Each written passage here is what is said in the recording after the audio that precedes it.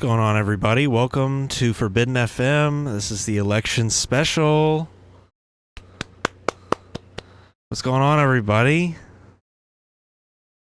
We got some insane polls, some close polls.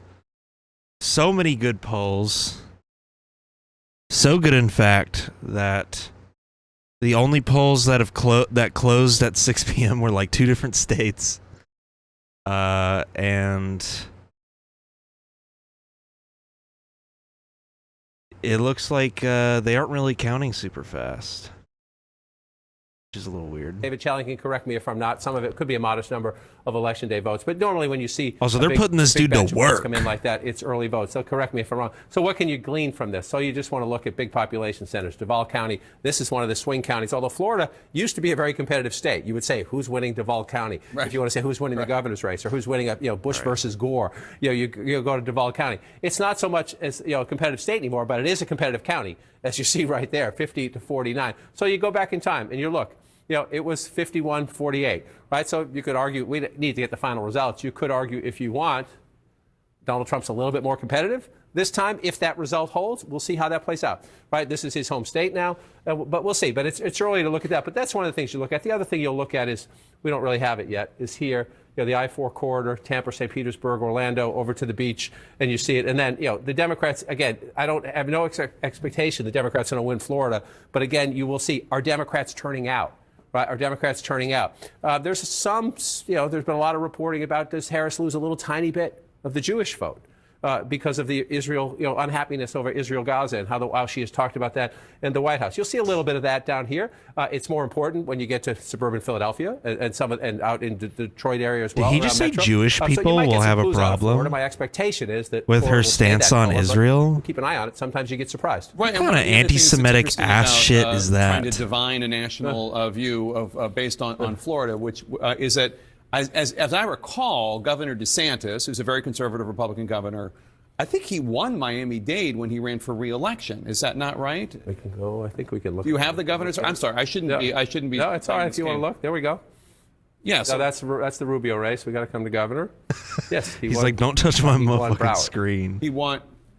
No, Chris won Broward. Chris won Broward. Sorry, DeSantis won Miami-Dade. DeSantis won Miami-Dade. Yes, and it was suggested that he also maybe did better than traditionally Republicans had done with the Hispanic vote, which is obviously significant, and that's one of the areas that people wonder about.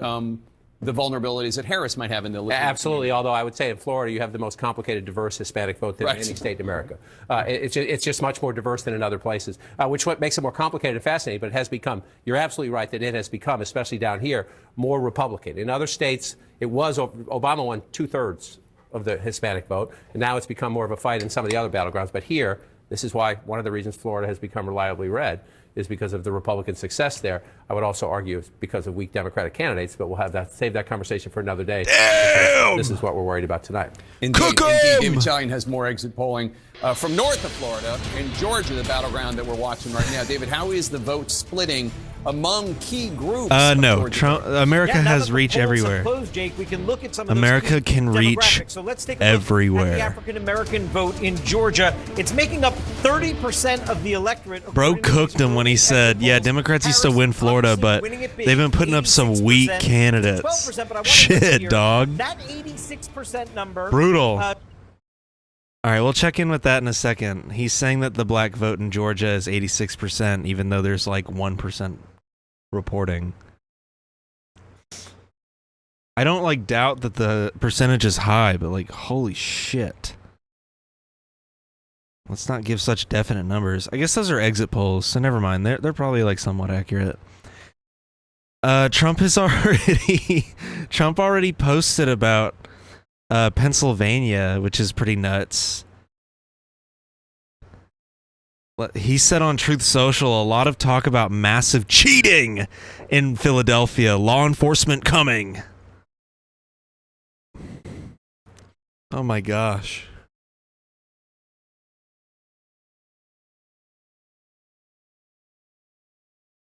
Dude's already going off the rails. I think he said during a rally too that during a rally recently that they're making up votes or something like that. Like in the election, like the counting of the votes hadn't even started yet.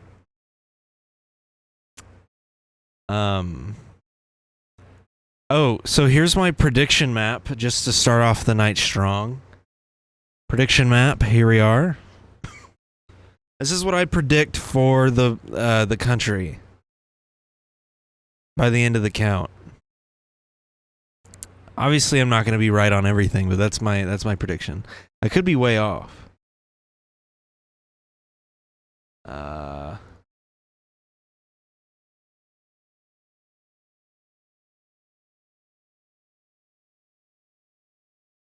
But I don't know, man.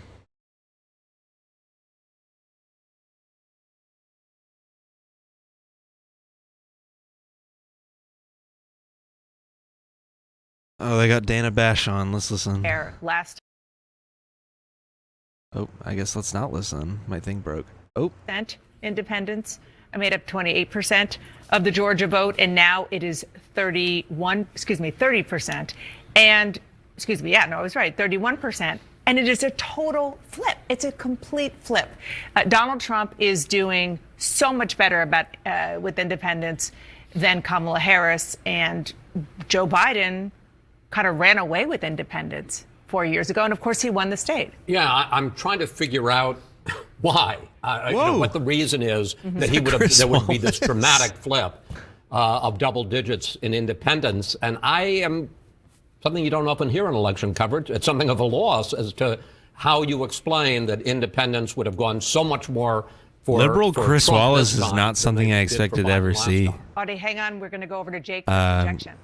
I was in D.C. earlier today. We went to the zoo. And we can bring you another CNN projection. Oh, they're giving CNN Indiana to projects that Trump. Indiana All right. will go to Donald Trump. Indiana with I was in D.C. earlier today. We went to the zoo and we drove by the White House and other important political areas, and they were all surrounded by a brand new metal fence. Ooh. 70 needed to win. Donald Trump has 19 electoral And they're a little votes. ahead of schedule. Kamala Harris has 3 electoral votes. They both still have a lot. Yeah, they're a little ahead of schedule, it seems, lot of electoral votes because to get up to 270. I doubt there would be a full-on riot in night Florida, of. Donald Trump is in the lead with 51.3% of the vote. Kamala This one's a Harris, little scary, but not surprising. Oh my gosh. Getting hit with ads from like scam websites. This website's, dude, this news website that I use is nuts when it comes to the ads.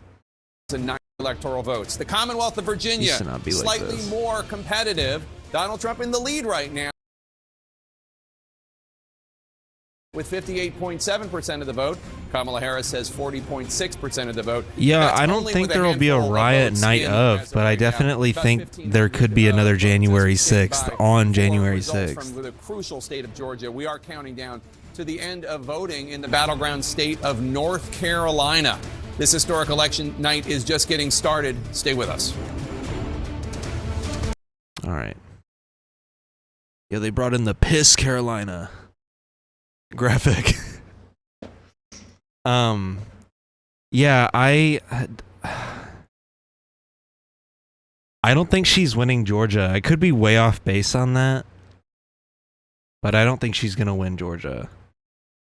538 is ruling it a battleground state, a toss-up, but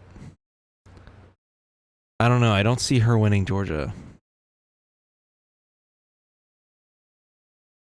I don't know what it is. There's something different here this time. So let's see. She's lost Indiana so far. Okay. Let's see. She has won Vermont. She lost Kentucky. Okay. Awesome. So it's 3-19 at the moment. I don't know, folks. Too early to call. Too early to call. Yeah, I think, I don't know. I feel like the Puerto Rico comment is gonna tank him in some places, by the way. Like, I think the Puerto Rico thing that happened recently at that Nazi rally that he held, I think that did actual damage to his campaign.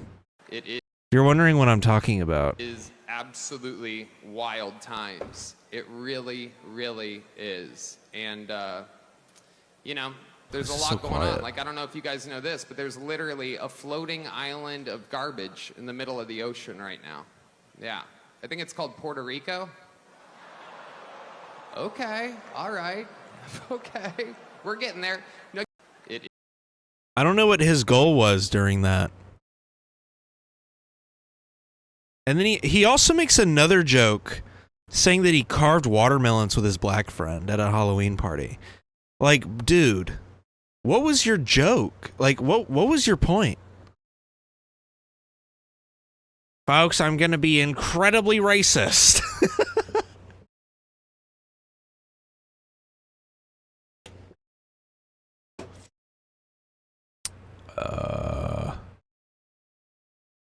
What's going on here? The streets are saying Blexus might be real.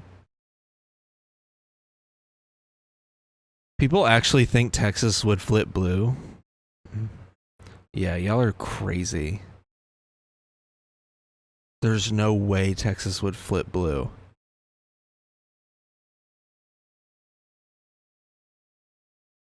I will say though, Georgia flipping blue in 2020 was an actual insane event.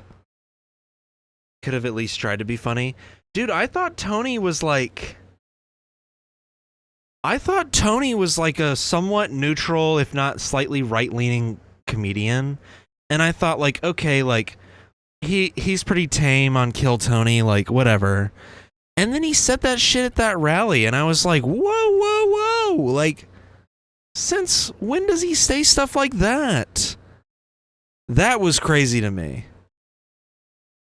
When he dropped the Puerto Rican line, there's a floating island of garbage called Puerto Rico.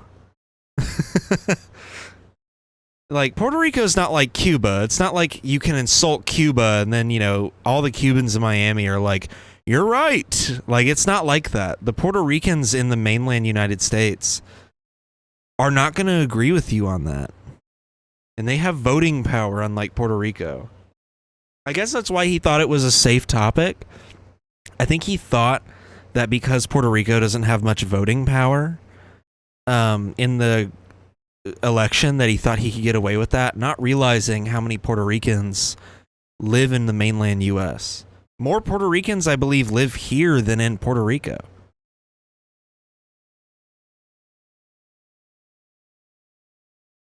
I don't know, way off base. And even Trump was like, I don't know that guy. Hey, I don't know who that guy was. I have nothing to do with him. I didn't meet him. I didn't even pick him. I don't know who he is.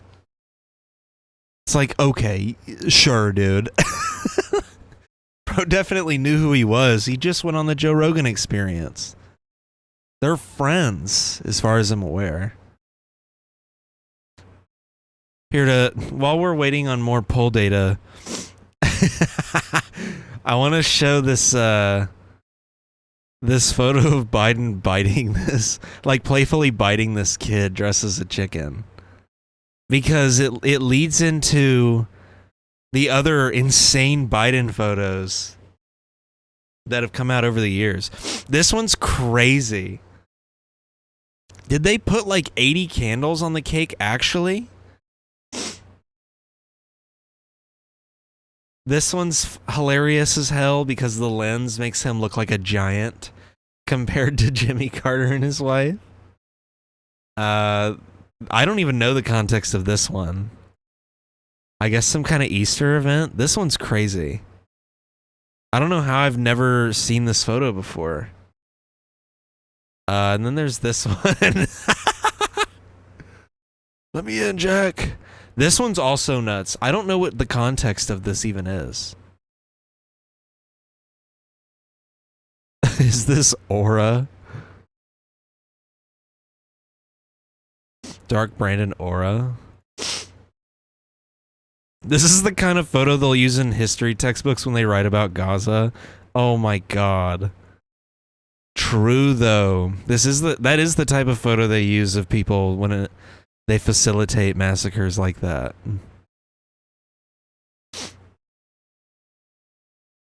Yeah, this one's crazy.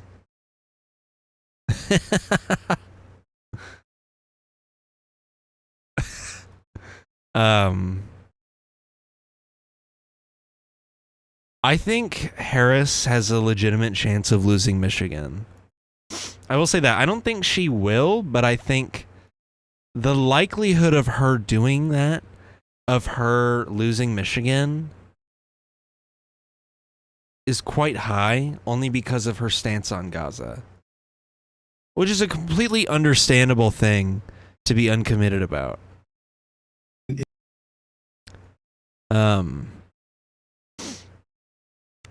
I think last week tonight's latest episode convinced me to vote for Harris. I did vote for Kamala Harris, if that's even in the question, but that episode definitely convinced me that I should, because he had a good point about Trump being way worse on issues that I take issue with Harris on. But I understand, the uncommitted message.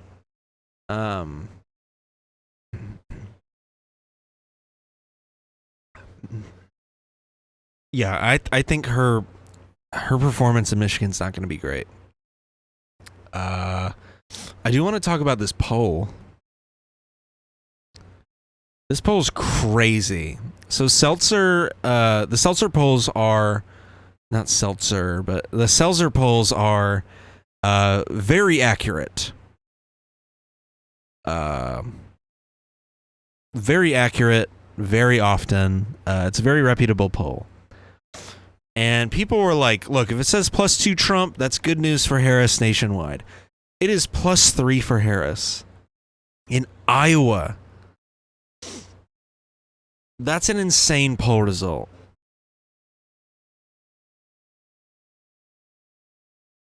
So, I don't know. Take it with a grain of salt if you want, but this is a reputable poller. And I would not take this with a grain of salt.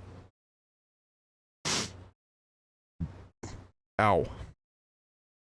Speaking of voting, a lot of people in my side of the camp said that I should vote for Jill Stein. This is Jill Stein's vice presidential candidate. He's running as vice president for the Green Party alongside Jill Stein. And I've been told time and time again that if I don't want to vote for Harris, I should vote for Jill Stein. And I've said no every step of the way because she's really weird about calling Putin a war criminal, saying that his invasion of Ukraine is wrong. She's been very weird on that topic. Am I a part of Midas Touch? No, I'm not. I wish, but I'm not. She's been very weird on that topic. She's also been weird on nuclear energy and whatnot. So I'm not a huge fan of Jill Stein, and I think she's a little crazy. She's been found out to pretty much be like quietly convincing people that they should vote for Trump to spite the Democrats. This is her vice presidential candidate. I don't think that biological males should play in female sports. I think that it gives an unfair, competitive advantage. And I don't think that biological males should play in female sports. I think that it gives an unfair, competitive advantage. So there he is, just straight up being transphobic. Yeah, the fact that this is like news to people, that the Green Party is incredibly out of touch. She was pretty much like a neoconservative in the 2016 election. Very on par with the libertarians at the time.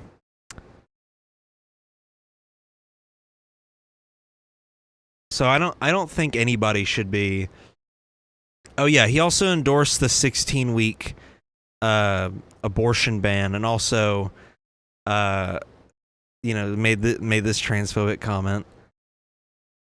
Yeah, I don't want to hear anybody tell me again that I should be voting for the Green Party.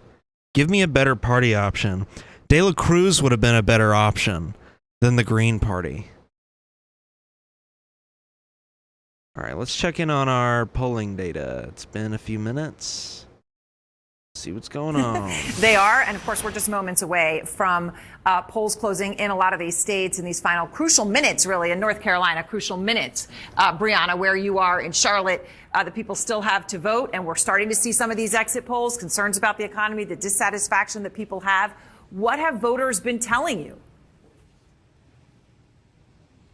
They've been telling us, Aaron, that everything matters. We're here in Mecklenburg County, which is awesome, going to be closely watched. It voted 66% for Joe Biden in 2020, and this is going to be very important to see the result here, to see how Harris performs compared to how Joe Biden did in 2020. I'm joined now by a voter, Brian Flores. You just voted. I did. And who did you vote for? For Harris. And tell me about how you came to this decision. So I wasn't going to vote at all until my girlfriend was blowing up my phone telling me to go vote. And if I didn't, she was going to break up with me. So now I'm here. Was she seriously going to break up with you? No, I made that up. She didn't say that, but What? But it's funny you say that. So she asked you to vote for Harris. She did. And so you voted for Biden in 2020, but what were you going to do this time? I wasn't going to vote at all. You were just going to stay home. I was going to stay home, eat some chips or something. I don't know. And so you came just before polls closed. But here's the thing. How long did it most people have been saying it's taken them 5 or 10 minutes. Tell us how long it took you to vote. So I got off of work at 4:30, drove here about 30 minutes. I think I walked in like at 5:05-ish, and I was waiting for about 2 hours. I just walked out. Brian, 2 hours to fix your address, right? 2 hours. Brian Flores, thank you so much. Aaron, back to you. Well, that's devotion. That's devotion. 2 hours to fix the address and to stay there and to vote. Indeed. I mean, all right. What an awesome John, ass. those are the stories the Harris campaign wants. You know what? More stories like that. That's a vote today that was not going to be there yesterday or the day before. That is right. Which, in a competitive race, it starts with one, and that's how you. Ah! What is wrong with this thing? I'm turning on the ad blocker. Fuck you. What is wrong with this thing, man? Oh my God. Give me a break. Lead for Donald Trump, 54,000 votes now. I say narrow and it grows. That's what happens on live television. You see that right Georgia there. reporting. But this is very, very 7%. early in the race. We have 7% estimated. Not reporting. a lot of the metro so you're looking at areas the map. You counted see the red yet. filling in the small rural counties. That is the bedrock of the Donald Trump movement. He wins big in They've been rural working America. this guy like a Challenge dog Harris for to run it up years, We have dude. nothing from Fulton County. Dude's always Nothing on from here with Black his little Rock Lawyers tonight tablet. In Gwinnett County. Very early on. You have a little more 1,000, 1,100 votes there if you add that up. So we have a long way to go. Virginia's close. It's only 2% though. Florida, I'm not surprised by. 3.8 versus 3.2 million. Dude, the amount of Florida voters that are like old ass conservatives now, I'm not surprised. The coalition. Georgia is only at 7%, and they haven't counted any of the metro areas, so don't stress about that one yet. But it is a battleground state. Right now, all it tells us we have a very competitive race. Are they giving her Virginia yet? I guess not. 2% reporting. Oh, never mind. They just colored it blue. Because if you look through right here, only 2% of the vote in. Again, you see what 45,000 to 43,000. This is a state that's going to be around 4 million votes, maybe even higher than that by the end of the night. So this is very, very early on. It's 2% of the vote. It's a lot of votes so far. I forgot how many people. Apparently, there was a large voter turnout. William County in the suburbs. You see in Pennsylvania this year. There was blue suburbs here. Fairfax County. Go back 20 years. Like over double the amount of voters. I think is what they said. I don't remember exactly what they said. Trump up by 6 points there. But it was some like crazy large number. And it was decidedly blue. So it's very early. That vote total could be one precinct, could be one Republican area. Just a thing we keep an eye on. You mark it early on.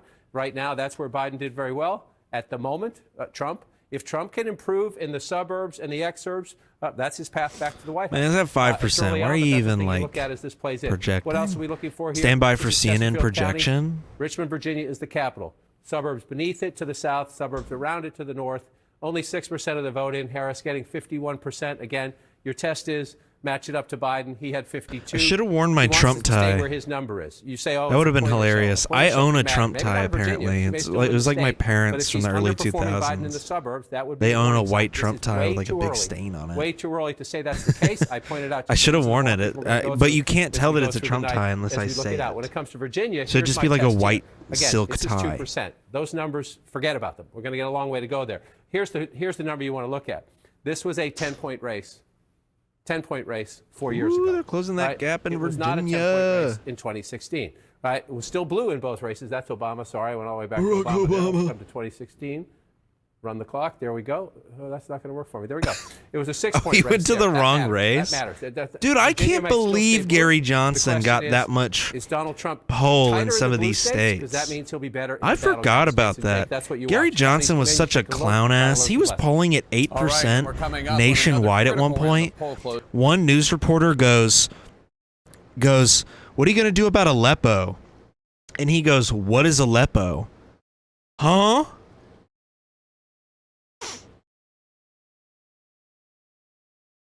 So, yeah.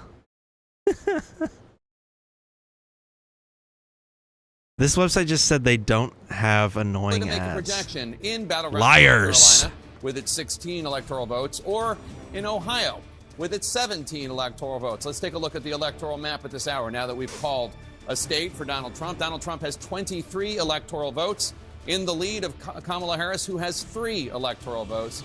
270 electoral votes are needed to win the race. Both are far from that. Let's bring you a key race alert now in the battleground state of Georgia. Donald Trump in the lead with 58.1% of the man. vote. Kamala Harris has 41.4% of the vote. Donald Trump. I always forget a place like CNN is going to be super. votes ahead. That's Like, this just in, the polls we just showed you 5 seconds The ago. Commonwealth of Virginia, Donald Trump in the lead there with 49.6%. Okay. We can check back later. But yeah. Oh, here, let's watch these videos.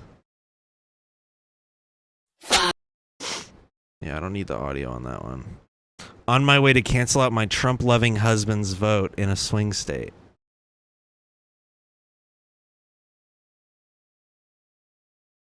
I'm sorry, but this is disgusting. Why are you with him if he doesn't respect you? Think about what your man is voting for. It's not like back then where it was like, I'm voting for the Democrats because I want the economy to recover. Oh, well, I'm going to go vote for the Republicans because I want lower taxes and blah, blah, blah, blah. You know, it's not like that anymore in like 2012. It's like, I'm going to go vote for the legally defined rapist, the guy who wants to pass a national abortion ban, which directly affects only you pretty much. And I'm also going to elect the guy that wants to strip us of our free speech effectively. It's like, I'm sorry? Why are you with this guy? I don't like those videos where it's like going to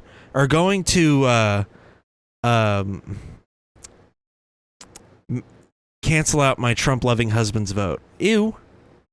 Why is your husband a Trump lover? Why are you with him? If you're wondering, me and my girlfriend are politically aligned to a T. If not, I'm farther left than she is. But she's still left enough where if she's unsure of something, I tell her about it. And she even tells me things that I don't even know. And a big issue that she harps on right now is abortion. She voted for Harris because she is big on the abortion issue. Me, on the other hand, you know, I also feel strongly about codifying Roe v. Wade. But I'm also already like left wing. So of course I was going to vote for the party closer to my interests. So I'm saying, like, there was no, like, we're going to cancel out each other's vote. Me and her vote as a team. We are 2 votes. 2.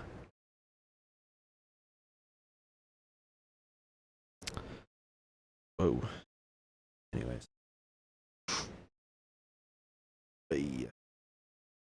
Oh yeah, I'm using my new MacBook to monitor the stream and also look at cool election facts. Like trying to get my Mac to stop falling asleep after 5 seconds.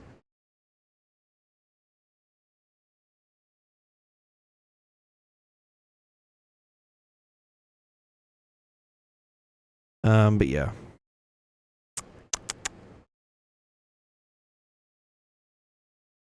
So, here, let me just have something up on here that shows me the polls. Just to make it a little easier on myself, you know?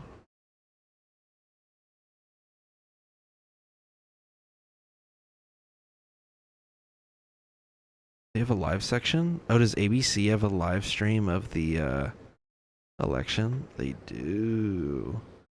Interesting. I don't know if I can even show it though, because it's Disney, I believe.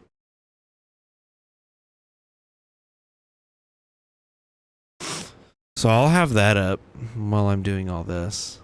Keep myself updated on the polls. There's people also defending this woman, by the way. But like I said, I don't know if I would feel comfortable being with a man that, you know, being with a man that likes Donald Trump. Votes are... It's not my style. Oh my god. We should watch this video. This video is so funny. Oh, this actually might be a different one. It's still funny though.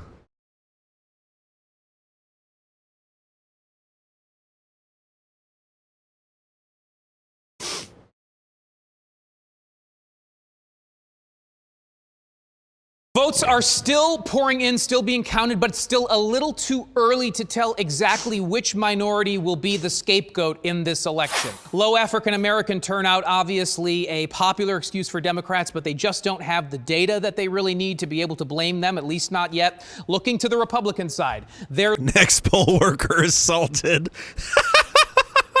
Wait, you guys can't see it. Oh my gosh. Oh, that's awesome. Looking at Florida, hoping that Latino voters, especially female, come through for them as a viable path to blame for all of their party's shortcomings. But the night is young. Plenty of groups are still out there. You have young voters, old voters, Asian voters, all still in play. Muslims, Cubans, certainly the list goes on. And some minority will be to blame tonight. The only thing we really know for sure at this point is that no matter what happens, it will not be my fault. It will not be my fault. Well, votes are still pouring in, still be...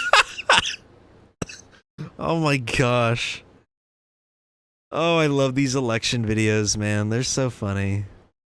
CNN touchscreen map already covered in peanut butter. Oh my gosh.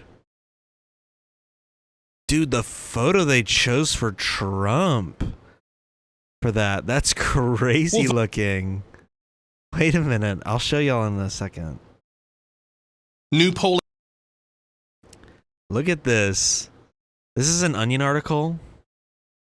Look at the photo they chose for Trump, dude. It looks like an ARG photo. That's a crazy photo.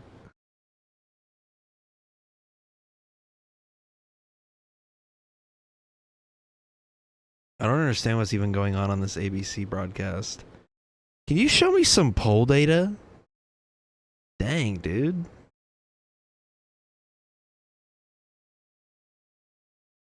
Brad Raffensperger said some stuff. This is interesting so far. All right, let's watch this video. Polling out this week shows a tight race in a handful of hotly contested swing states. Joining me now to break down the numbers is ONN's... I saw a guy in D.C. wearing a Gays for Trump shirt, and I was thinking, like, are you trying to shoot yourself in the foot? Yeah, so that actually reminded me, when I was leaving the polls... when I was leaving the poll station after voting, of course I voted 57 times, and I voted 57 times, 45 of which for Harris, the rest for Trump. When I was leaving the station, a guy was like arguing with one of the cops. And it's because they were basically telling him to leave because they were telling him to leave because he was wearing, great to see the Minecraft video in the back still going. Oh yeah, I didn't turn it off. They were asking him to leave because he was wearing a shirt that said liberal suck. And they were like, sir, you can't wear that in there. Like, that counts as campaign merch. And he was arguing with them, and the officer was like, did you get to vote? And he was like, yes, I got to vote. And the officer was like, well, then what's the problem? Just leave the premises. And the dude was like arguing with him. He asked for his name and badge number. I was like, oh my gosh. Come on, man. Like, just leave. But yeah.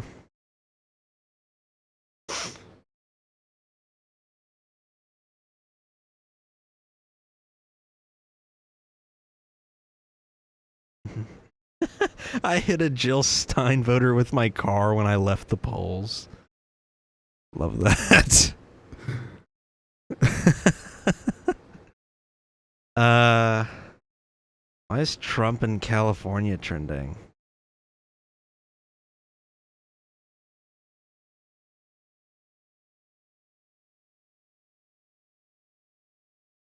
I don't understand. Of course Trump wasn't going to win California. What are we talking about here?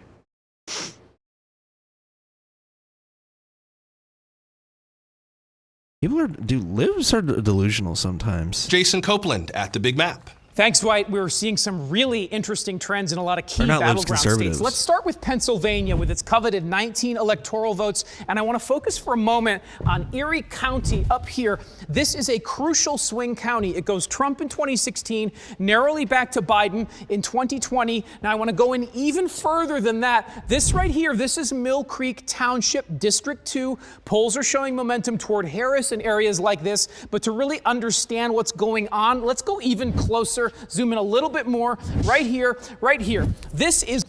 Did you see the video of the woman who was asked to leave for wearing a Trump shirt and she responded by ripping her shirt off and proceeding to vote shirtless?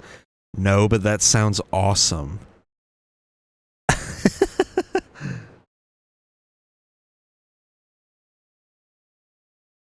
That sounds awesome, though. I love the I love the dedication, I guess. Is 114 Hilltop Lane. Now I want to take us inside the bedroom here. Bear with me. There we go. So this is Nick Camden, 37-year-old registered independent. He goes Hillary in 2016, Trump in 2020. Which way is he going to go in 2024? Really hard to say at this point. It's pretty early, but we know it's going to be close. And Jason, what are you seeing inside this person that might indicate movement one way or another? So this is just a very ordinary Rust Belt body, small town values, predominantly white. It's got the lungs, it's got the vascular system, the heart, but I actually want to show you what's in here. This is the neocortex and the amygdala. These are areas of the brain responsible for regulating emotion and memory. So let's play out a couple of scenarios here. If, for example, this man remembers his grandmother and the time she took him to an Al Gore rally in 1999, feels good about that, that's a win for the Democrats. On the other hand, take a look at this. This is the area of the brain that's Trump another state, with social by the way. interaction and groups, and we've seen it light up when Nick goes out for beers with his Trump-supporting coworkers. So we're looking at really a thin margin here. I want to show you something, actually. Let's come back out. Let's go past the rib cage, past the lungs, past the heart, past the tumor. Healthcare going to be a really big issue in this election, obviously. Past the DNA to what we're calling the source, the origin of life, existence itself, where all of humanity's answers can be found. And can we zoom in further than that? No. Why not? Because I'm scared. But what we can do is we can actually zoom out here, out of the DNA, out of Nick Camden, out of Erie, Pennsylvania, out of the solar system to the edges of our cosmos, where we see ultimately how meaningless this whole race really is and how insignificant all of our tiny little lives really are. That is a big map. Thank you, Jason. Coming up next, the Trump campaign is in full-on damage control after footage leaked of the candidate being extremely rude. Being extremely rude.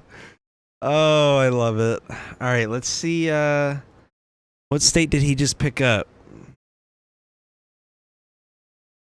What'd they just give him? 5 vote lead. That's with 13% of the estimated vote in. Still a lot of votes to be counted in Georgia. In battleground North Carolina, Kamala Harris has 67.5% of the vote. Donald Trump has 31.4% of the vote.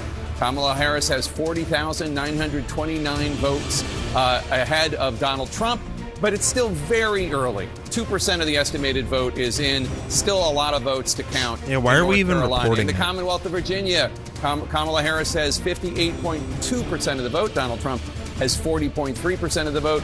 Kamala Harris with a 121,029 vote lead. It's still very early, only 15% of the estimated vote in from the Commonwealth of Virginia. In Florida, Donald Trump in the lead, 54.3%. This margin is kind of crazy. Kamala Harris has 44.7%. I gotta say, Donald Trump with a healthy this margin's kind of nuts. 987 vote lead. That's with an estimated 71% of the estimated vote in from Florida. In Ohio, Donald Trump with 56.7%. Dude, come on. I've never had this issue before. Ugh. 58.7% of the vote. Donald Trump has 40.8% of the vote. Kamala Harris has a 10,020 vote lead. Still very early in New Hampshire, only 7% of the estimated vote in the Granite State. We're only minutes away from the biggest wave of poll closings in this entire presidential race.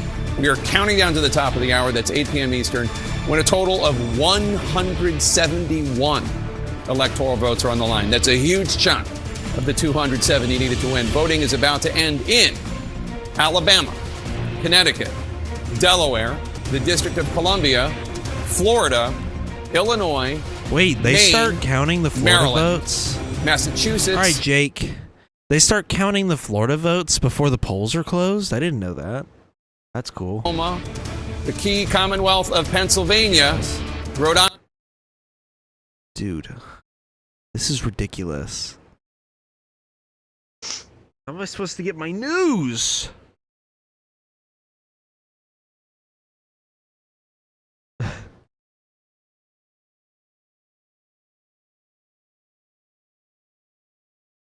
know, I'm about to tune into the MSNBC live stream.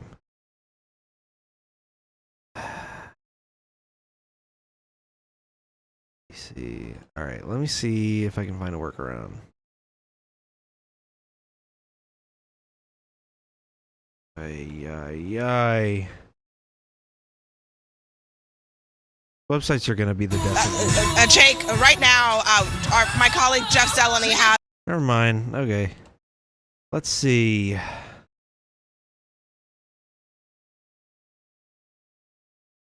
I just need live coverage of the actual electoral map.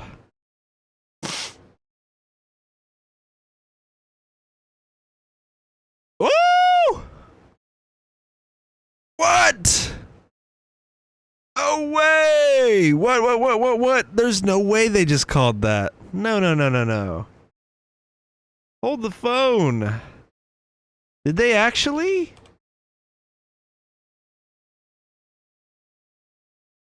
Around the country, turning to those races, Fox. What? They called it? News can project that North Carolina's Democratic Attorney General Josh Stein will defeat Republican Lieutenant Governor Mark Robinson. A lot of controversy. Let's fucking go! Making that call. Big win! Turning to those races, Fox News can project that North Carolina's Democratic Attorney General. Let's go, dude! Oh my gosh. How are they able to project that? That's crazy. Oh my gosh, what a win. It's not official until Nude Africa calls it.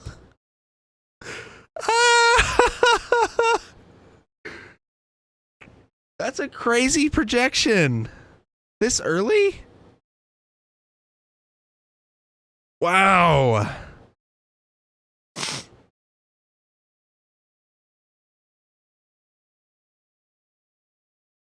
Oof. That's an interesting Fox News exit poll. Exit poll from Fox News shows nationwide. What should happen to illegal immigrants living in the U.S.? Should they have a chance for legal status or a chance for deportation? or not a chance, or should they be deported? 56% say chance for legal status. Only 43% say deportation. Wow. Turns out immigration is not that big of a problem. Turns out it's not something people give a shit about as much as you would think. Around the country. So what are the general election polls looking like then for North Carolina?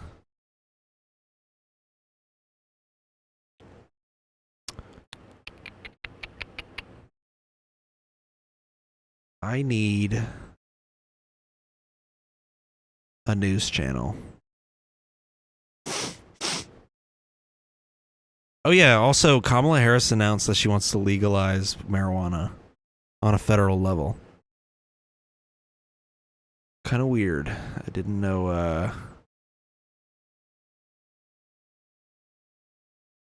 that the Democrats were willing to go with that policy position again. I'm Z. Kind of thought they abandoned it.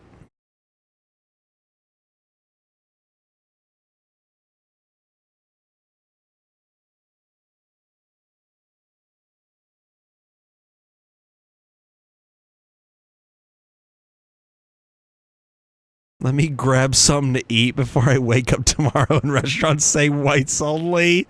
That's crazy. Oh my gosh. What an insane thing for me to read.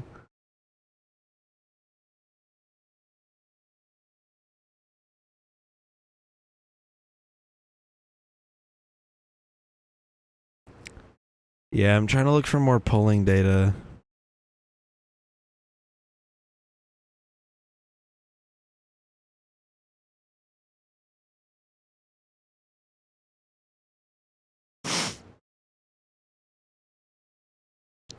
Where's that one video of Elon Musk saying USA? It's just not on here. Yeah, I guess not. What the hell? It's a funny video though. Alright, let's check in on those polls, if it even works. Be pretty good for Kamala Harris if democracy is the top issue. Looks like Harris is leading in North Carolina right at the underneath moment. that. Yeah. That, as we know, has been a big headwind for Kamala Harris. What we don't know yet, and what I'm really interested to see, is what Caitlin and Kristen were just reporting on, and that is whether or not that very large, not only Yo, who would have thought that I would get hit with one of these AT&T reward program ads in the middle of watching? population, Wow. but the Puerto Rican Liars! It draws attention to the campaign and not the way they want. Kamala Harris tried to take advantage of that. She had Fat Joe, she had Congresswoman Alexandria Ocasio-Cortez campaigning in Puerto Rican areas of Pennsylvania. It's not just about the mistake, it's about being able to draw attention to it and then use that as an opportunity to wake up maybe low propensity voters. Yeah, Pennsylvania with the third biggest Puerto Rican population in the mainland behind.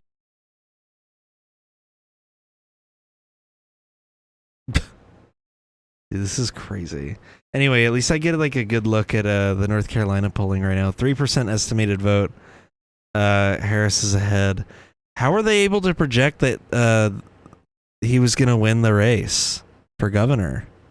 The warehouse where all of the counting is happening. This is where the action is. And we've just learned from a source close to the counting process inside that Philadelphia will be posting, when it posts its first votes at 8:01 p.m., they will be posting just over 110,000 Who just fucked up the Chiron? ballots. These are mail ballots. This is the long-awaited first batch of mail ballots to be posted. And it represents, I'm told by the source, more than 50% This shit's of all hilarious, mail ballots dude. that they have received. These channels this like also, for context, melt puts Philadelphia well ahead on important of the nights like pace, this. their counting pace from 2020, which we've all become so familiar with. But this Giving me is a a good big laugh. moment that we're learning first here on CNN. They'll be posting just over 110,000 ballots, and we'll see the results of that when it posts online. It's so crucial, Kate, as you say. faster than we had seen last time, and the context that Kate just gave around that number, that would be more than 50% of the mail-in ballots from Philadelphia. It's a start, but it's a better start than we've seen before. Pamela Brown is at the voting desk. And Pamela, with the spotlight on Pennsylvania right now, what are you looking for in the context of those numbers that Kate just shared with us? So you have the early votes that are about to be reported shortly after 8 o'clock, and then you have the overall turnout. And sources I'm speaking with there in Pennsylvania and on the ground in Philly say that turnout in Philadelphia and some other places across the Commonwealth have exceeded expectations. So let's talk about that Democratic stronghold of Philadelphia and what I'm being told there. An official there tells me at Temple University, the line was around the block today. I'm told they had to bring in extra machines to tabulate the votes, 6 total compared to the 2 that is typical per this official. The Philly official also tells me while they don't have an exact number for voter turnout today, they just don't have that data right now, that turnout has certainly exceeded expectations. 2 sources at the state and local level in Philly tell me ballots had to be replenished today in several polling places there in this Democratic stronghold. Overall, one state source speaking to election officials in Philly said it seems the turnout there was, quote, quite high and seems through the roof. Let's look at the swing county here of Northampton. The state official also tells me at Lehigh University there, lines were up to 4 hours long. I'm told this is not because of any glitches in the system or issues, just that the turnout there was stronger than they had anticipated at this university where there are a lot more younger voters. Now, I'm told right now as it stands across the Commonwealth, there are 600,000 fewer mail-in ballots compared to 2020, but officials aren't done counting the total number. And they tell me it's actually more mail-in ballots than they were expecting. So we're about to get our first big look at those mail-in ballot numbers right there in the Commonwealth of Pennsylvania at 8 p.m. A lot coming our way this hour. Pennsylvania Aaron. might actually be a dub. More than 100,000 of them, could be more than 50% of the outstanding for Philadelphia. John King, amazing though when you hear about 4 hours of lines, and we have heard that from Pennsylvania to Nevada that young people have turned out. Hopefully everyone's turning out. I just want to say quickly, seeing Kate Baldwin in that spot in Philadelphia, you want to trigger some Johnny 2020 PTSD. Say, that's real PTSD. Yeah, that is the spot. I remember that spot. Elon Musk plans to spend election night with Trump. Blank in Commonwealth, Pennsylvania right that now. room Again, is about this is to the biggest of the smell battleground crazy. prizes. 19 electoral votes. Whoever wins this state has more options to get to 270 because it's 19. The next biggest one is 16. But so what are we looking for here, right? Kate was just right here in Philadelphia. It's the biggest basket of votes. If you're the Democrat, you need to run it up in Philadelphia. So she just said we'll get about 100,000 votes, right? Hope you were So let's just voting, go my back to dear 2020 son. just I as a wrote in reminder. Hamas. Joe Biden wins Philadelphia with 81% of the vote and just over 600,000 in the count. So those first 100,000 will give us a clue, but it's a building block. We're going to have to wait to see what keeps coming after that, especially if those are early ballots. And we'll see. Are the early ballots this year as disproportionately Democratic as they were in 2020? That's one of the things we'll see. But this is the building block for any Democratic victory in Pennsylvania. It has to be not only a high percentage, but you want a high turnout. You want to do some raw math there to run up your margin. Then we get into the suburbs around Philadelphia, the Collier counties, Bucks and Montgomery and Delaware. And then you start moving out to the excerpt to see how it's going. Pam just noted 2 places that I'll keep an eye on tonight. Again, I said this at the beginning of the program. Maybe you weren't with us. There are 25 counties in America, only 25 counties in America that voted twice for Barack Obama, then for Donald Trump, and then switched back to Joe Biden. Right? So those are your bellwether counties. 2 of them are in the Commonwealth of Pennsylvania. One is in its northwest corner. Little Boston came out there. There's Erie. Look how close it was in 2020. But the winner goes on to win the White House, right? And then you come over here. Pam just mentioned Northampton County, which is right along the Jersey border right here.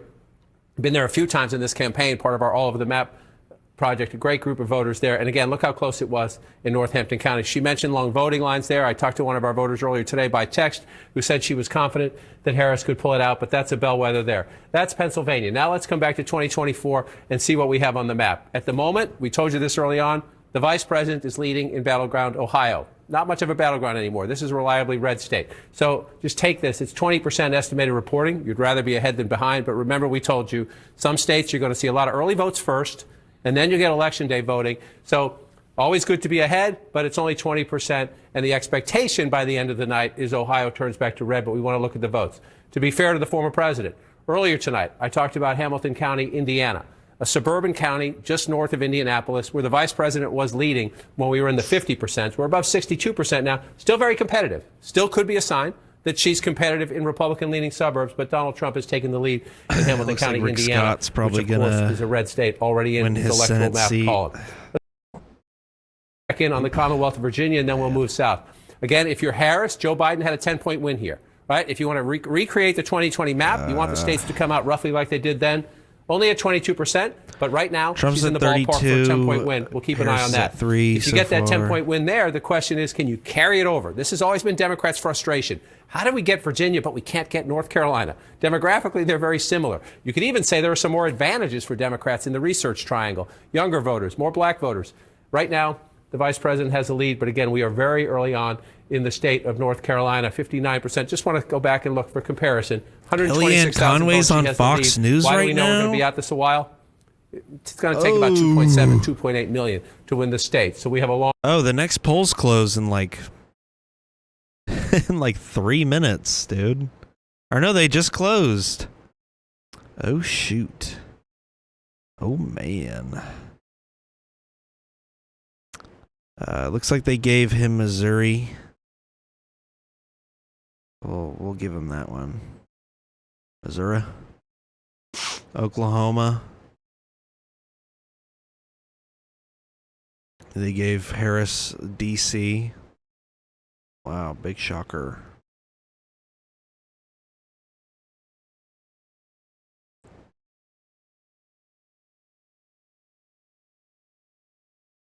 Big shocker.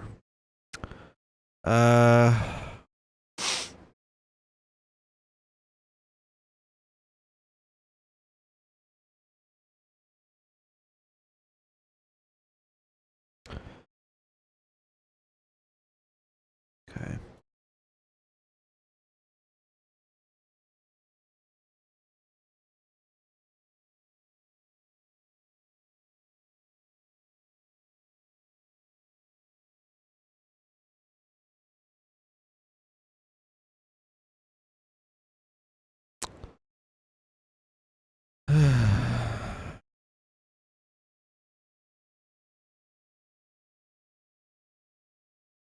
Trying to click on my map of what states they've already given her.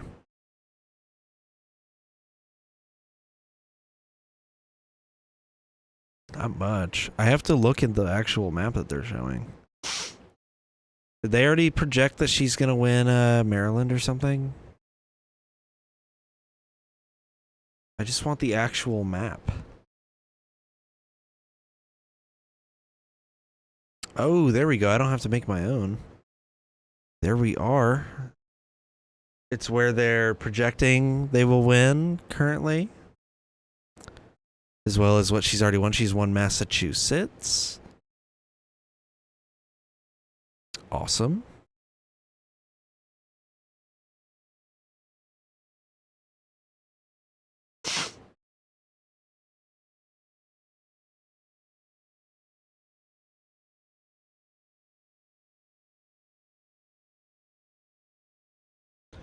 Five or a toss-up.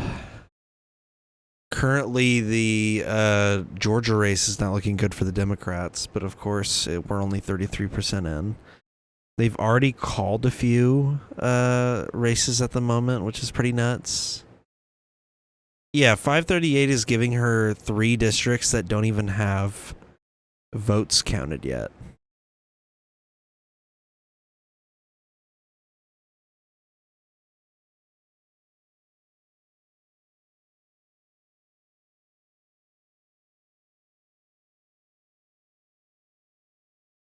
Honestly, the election so far is going a lot better. It's going a lot better than I thought it was going to. I will say that.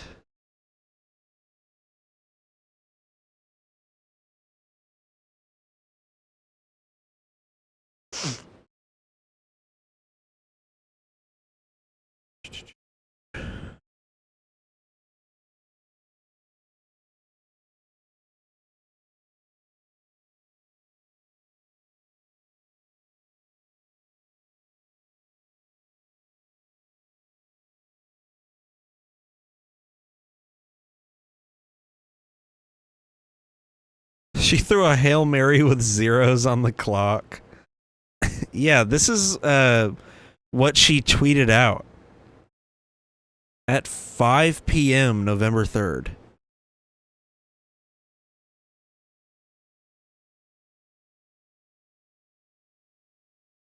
You've got two camps. You've got people that said she locked people up for weed in California, and you've got people saying, I've never met a successful person that smokes weed. Eat ass, dude. The people that say that she locked up people for weed, understandable. The guys that are like, smoking weed is not good for you. Dude, good luck convincing Joe Rogan. A guy that you probably listen to. Good luck convincing him of that. Also, I don't think her campaign will actually... I don't think her administration would actually do that. Just an FYI. I don't. Biden said he was going to do it, and he didn't do it. Associated Press is saying that Rick Scott won his re-election to the U.S. Senate. Blech.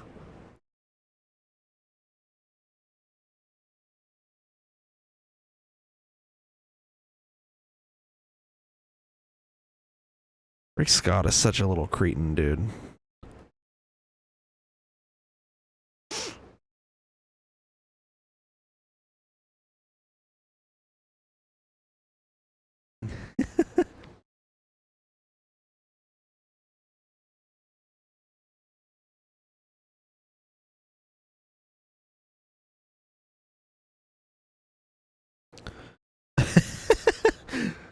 Dude, I've been getting campaign texts like this like crazy. Also, psychopath for not having any pinned conversations.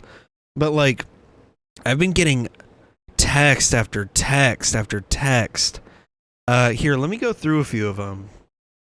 A few of the campaign texts I've gotten. They're actually quite funny.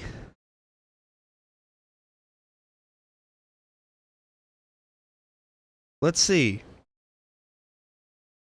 I got...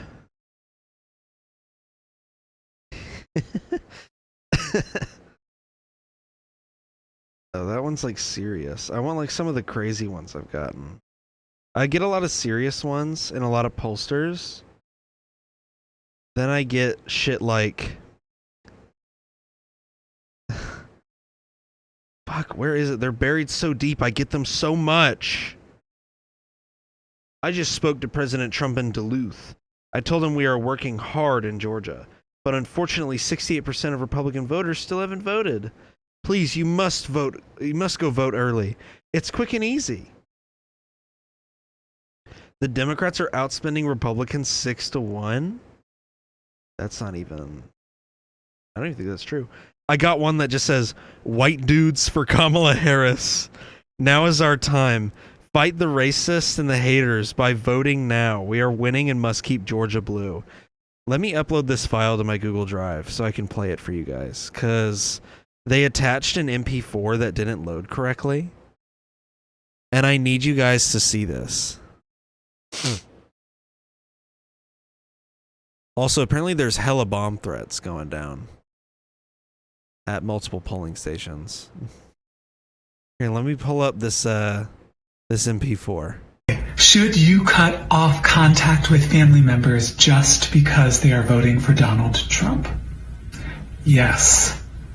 If so far they have not been able or willing to listen to compassion, to listen to kindness, to listen to you, or even to do their own research and discover that hatred's not the answer, that love and kindness is the answer, if they are unwilling to change, they must experience consequences, and you should not withhold those consequences from them. The consequence in this case would be they don't get your beautiful, loving, wonderful presence in their lives. It's over. And they are gone. Dude, I don't think that's working on any Trump voters. Kamala Harris and Democrats are all here. and I got this one too. I got a video that said, your family isn't safe under a Kamala Harris presidency. and on defunding and demoralizing police. Kamala Harris and Democrats are all in on defunding and demoralizing police. It's actually wrong and backward to think that more police officers will create more safety. They enable soft on crime prosecutors. Their grim scorecard, rising crime, hollowing out of our great cities. Their main victims, black men, women, and children. Kamala Harris and Democrats have failed us on crime. Who in their right mind wants more of this? Restoration PAC is responsible for the content of this advertising. Some crazy ass ads being sent to me in my texts. Let's see, there's a few crazy ones in here. Georgia Patriots, it's time to step up. Sent by Michael for Donald J. Trump for President 2024 Incorporated. Stopped in. Hey Georgia, it's time to act. Sent by Stephanie for Donald J. Trump. Ooh. They are killing us without killing us. Another one from the Restoration PAC. Is there a video attached? Oh, stupid. This is a first for me, by the way.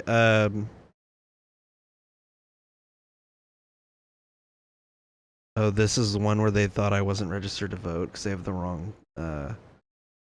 wrong thing on there. Kamala Harris worked her way up with a summer job at McDonald's to get through school. Trump was born rich. That's why Trump promised, quote unquote, rich as hell, end quote, billionaires a tax cut. And then there's like a billion campaign videos. Yeah, I've never been sent campaign videos before this year. That's a completely new thing for me. And it's like filling up. Yes, let's trust a criminal to stop crime. Exactly. Dude, it's like filling up my storage. Quit sending me this horseshit, man. Both sides.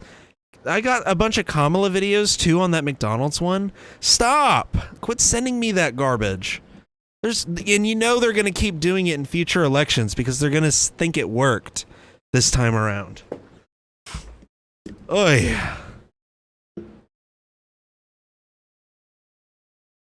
But yeah.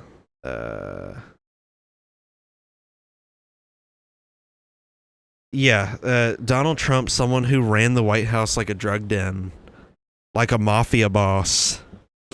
Yeah, he's going to stop all the crime.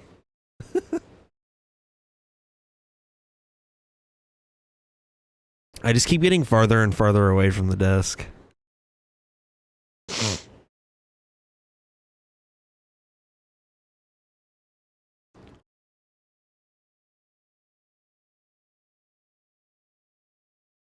Is this CNN Live? Oh my gosh. And change. Back 4 years ago, Donald Trump at 57% right now. Why is that? You see the red? See all that red?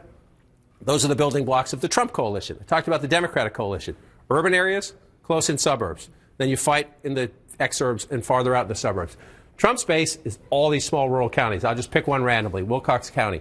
But 57% reporting, he's getting 77% of the vote. You say, well, that's only 1,500 votes. That's not a big deal. It's a big deal if you're getting it here and here and here and here. You know, there are a lot of counties, right? You've got 159 counties in Georgia. 159 counties in Georgia. The Democrats win 13. They carry the state. Right? They're all in Atlanta and the other urban areas. So that's how Donald Trump runs it up in these little tiny counties. And so you go back, let's pick another one. Jackson County, 78%. It's slightly bigger. You see the math there. 90% counted, so they're almost there. 78% in 2024, 78% in 2020. Donald Trump's base is Donald Trump's base. Let's just pick another one just to compare it out. Hall County, again, slightly bigger. You see, 49,000 votes. That matters. That matters. You're getting a margin like that. That's 30,000 votes out of one county in a state that is very competitive. 73% 2024. Let's just come back and look. 71%. So in that county, Donald Trump's overperforming 2020 Donald Trump, which is good news for the Trump campaign. Now you got to add them all up in the end. And again, the key for the Democrats is here. I just want to check back on Fulton County. Still at 53% there. 71% for the vice president. This one, Still no math. Cobb County, if that one stays red, Donald Trump's going to carry the state. But it's not. It's still very early in the count there. You come down to Douglas County. A moment ago, I was talking about Rockdale When County. do you think This Trump is one will of the come counties the on Harris campaign and is claim tracking victory? saying, okay, this is good news for us. Why do they say that? Like, when do we think that's going to happen? About 76% of the vote count in. She's at 66% when you round that up. And Joe Biden was at 62% 4 years ago. So again, it's a relatively populous suburban area, southwest, ex-urban area, southwest of Atlanta. And you're looking at the Biden number, and then you look at the Harris number in those counties, and you say we're doing a little better than Joe Biden did 4 years ago. And that's good for the vice president, especially if she's going to lose a little bit in other places. If she's not matching Biden in places, you want to overperform Biden in some others. So, Jake, you look at the map, it's getting interesting. But like I said, man, I don't think she's going to win Georgia. Peek at North Carolina, really still don't. at 9%. We'll keep counting. All right, John, let's go to Boris Sanchez now for new projections in the fight for control of the U.S. Senate. Boris? Yeah, Jake, a handful of projections to bring you right now. All of them holds for the incumbent party. Let's start with the Sunshine State of Florida. There, incumbent Senator Rick Scott, the Republican, will defeat Democratic Congresswoman, former Congresswoman Debbie Merkersell-Powell. Scott winning a second term in the Sunshine State. Meantime, in Tennessee, the first all-female Senate race in the volunteer state's history, incumbent Republican Marsha Blackburn will win her second term, defeating Gloria Johnson, a state lawmaker. Meantime, in Indiana, Congressman Jim Banks, he will defeat Democrat Valerie McRae, a clinical psychologist. This is for the open seat left by retiring Senator Mike Braun, who's now running for governor. Let's show you some Democratic holds beginning in the Northeast with the state of Massachusetts. There you have incumbent Democratic Senator Elizabeth Warren seeking her third term in office. The former presidential candidate is expected to defeat John Deaton, a best-selling author and cryptocurrency advocate. Staying in the Northeast, another projection to bring you for Democrats in the state of Connecticut. There, incumbent Democratic Senator Chris Murphy will win his third full term in office as he defeats Matthew Corey, a bar owner / teamster who's run for statewide office now 5 times. The 5th time, not the charm for him. Murphy wins re-election in Connecticut. Meantime, a projection to bring you from Rhode Island. There, incumbent Democratic Senator Sheldon Whitehouse seeking his 4th term in office. He's projected. I forgot about this guy, Senator Whitehouse, Republican member of the state house. And now in Vermont, I think he should run for president. Independent in congressional history, Senator Bernie Sanders, an independent who caucuses with Democrats, is expected to win his 4th term as he defeats Gerald Malloy, a business executive. So what do all those projections mean for the magic number, the number that Republicans need to pick up in order to take control of the upper chamber? With the 1 pickup in West Virginia, they started out the night at 2.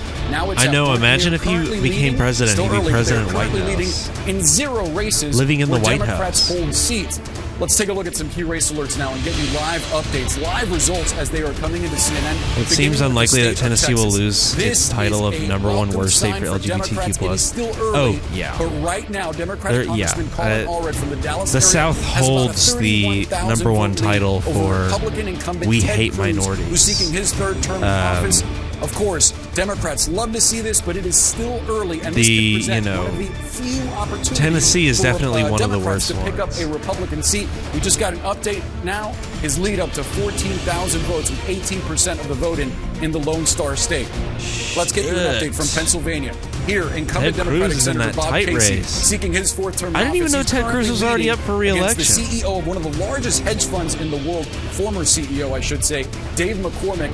Casey right now with a 223,000 vote lead. Still very early though, 6% of the vote in, and it just updated. A 222,000 vote lead now for Casey with 6% of the vote in the Commonwealth of Pennsylvania. An update for you. One of the closest races we are expecting tonight coming from Michigan. There, Democratic Congresswoman Alyssa Slotkin, 60,000 votes ahead of former Republican Congressman Mike Rogers. This is for the open seat left by retiring Democratic Senator Debbie Stabenow. 3% of the vote in the Wolverine state of Michigan.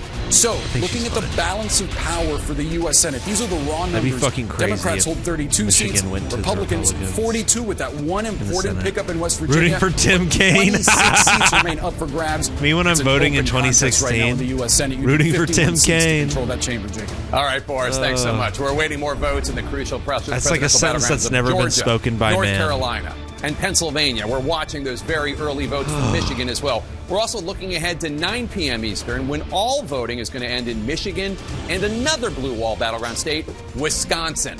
Voting also ends soon in the key western swing state of Arizona. More votes, more suspense when election night in America continues after this quick break. Oh. Okay. Well, I'm going to get up and grab Tim Kaine for Virginia Senate. Yeah! I mean, he'll probably win. I think the Senate will either be a 50-50 or she'll lose. I think the Democrats will either lose the Senate or maintain a tie. Just saying. I'm going to go grab another soda.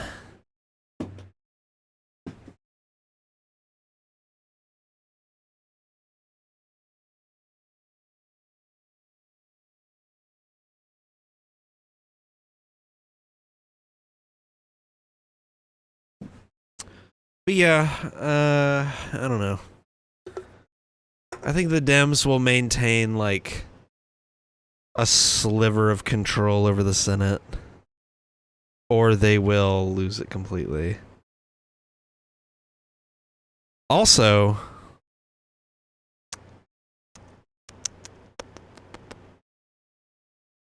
the House is definitely an interesting race right now. All of the House seats are up for grabs at the moment. And I don't see a lot of people talking about the House right now. Sorry, folks, but the House is a big deal. If for some reason the Democrats don't gather control of the House and then they lose the Senate, then it's kind of over. The government isn't going to function at all. Unless, of course, Harris is like, you know what? Fuck it. Let's pass a mass deportation bill. Which at this point, I wouldn't even be surprised. She said she was going to pass that immigration bill that was like bipartisan. Why? It's very obvious that immigration bill was a political tactic to expose the Republicans for not. It was a bad tactic, but it was to expose the Republicans for not caring about immigration. Now that it's been exposed that they don't care about immigration, quit saying you're going to pass the bill. Just don't pass it. Like, why are we still talking about that bill?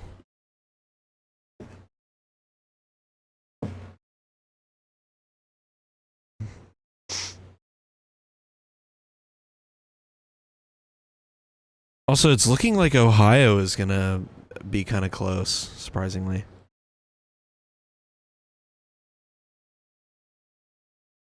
Interesting flavor.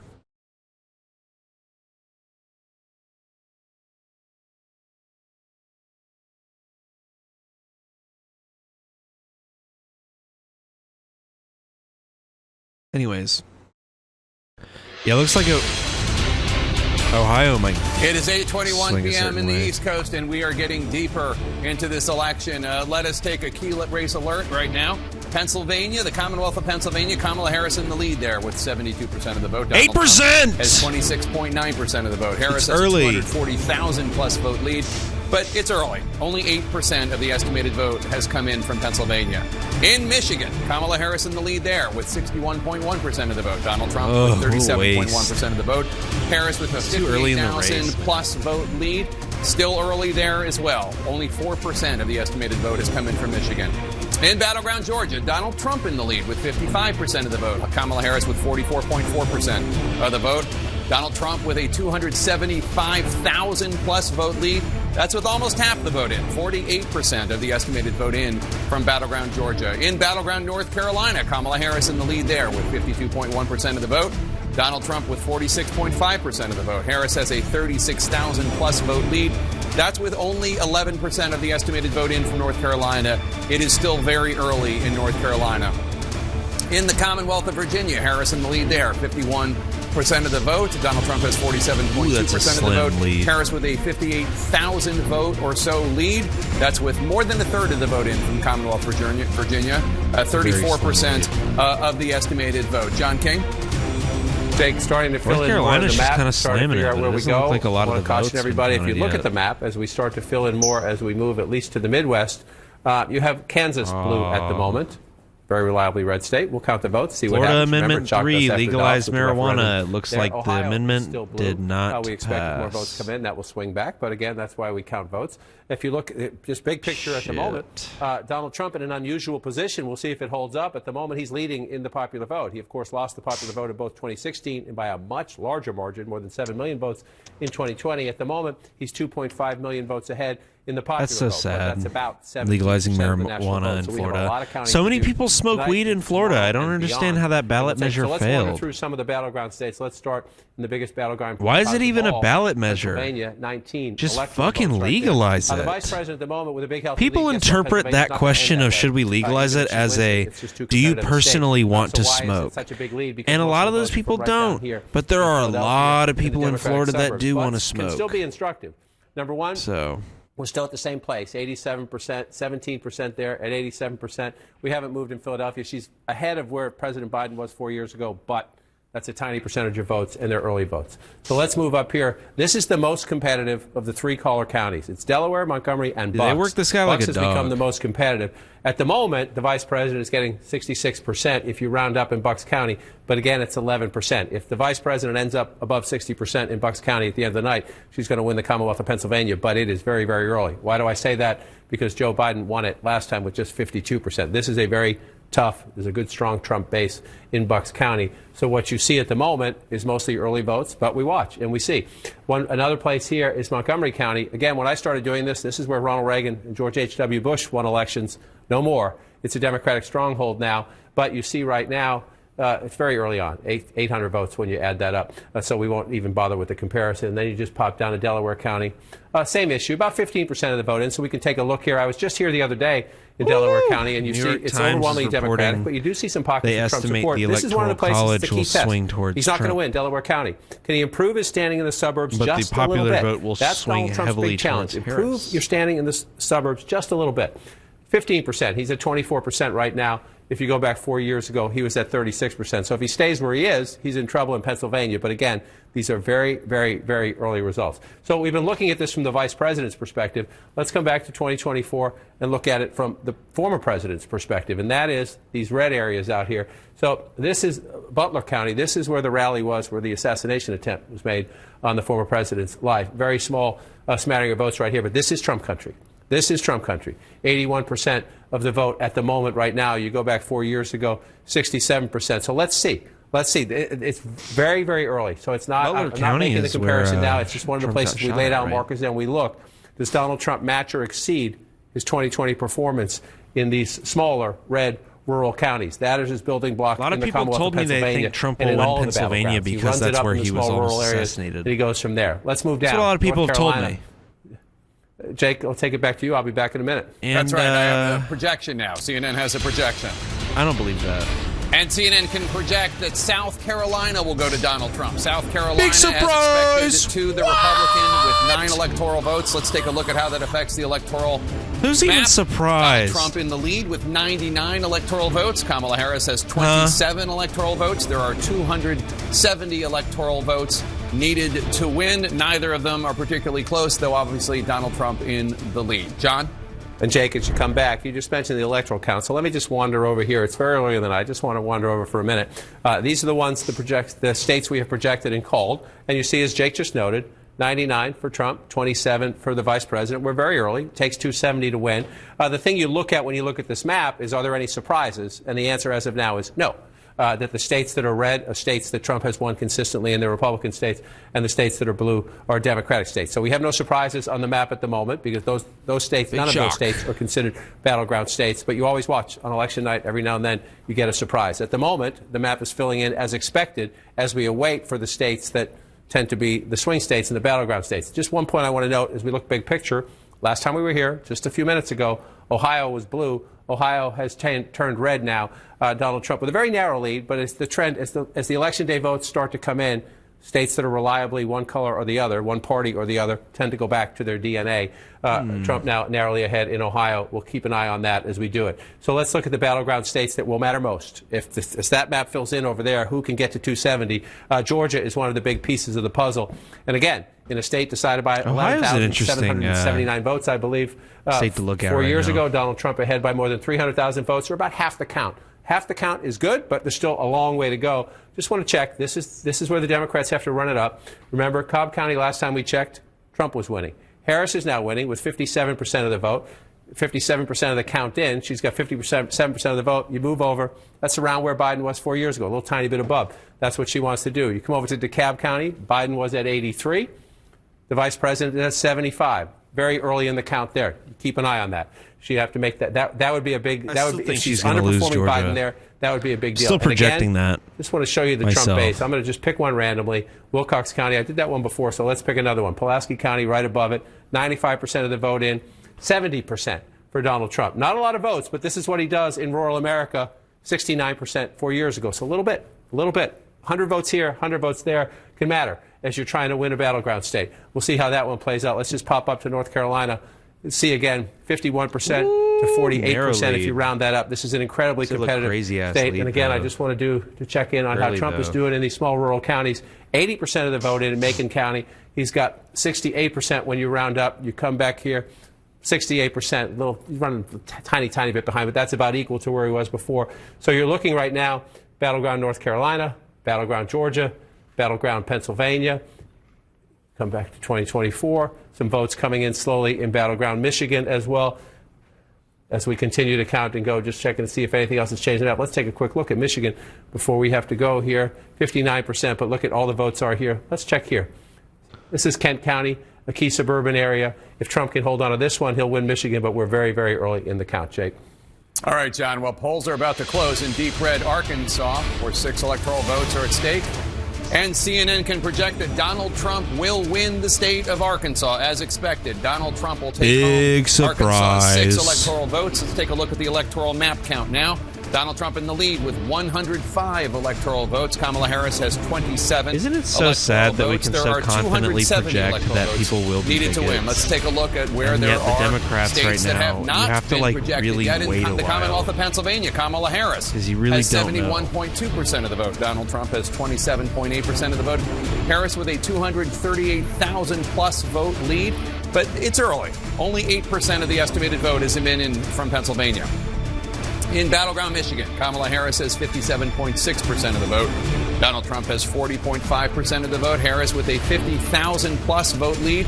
That's with 6% of the estimated vote in from Michigan. Still a lot of votes to be counted in Michigan. In battleground North Carolina, Harris in the lead there. 49.8% He just of the had vote. it. He but just Donald said Trump it. bringing up the rear. 48.9% of the vote. They were Harris just has talking right now about a this. 7,200, approximately 7,200 vote lead. That's with 14% of the estimated vote in North Carolina counted. In battleground Georgia, Donald Trump in the lead with 55.4% of the vote.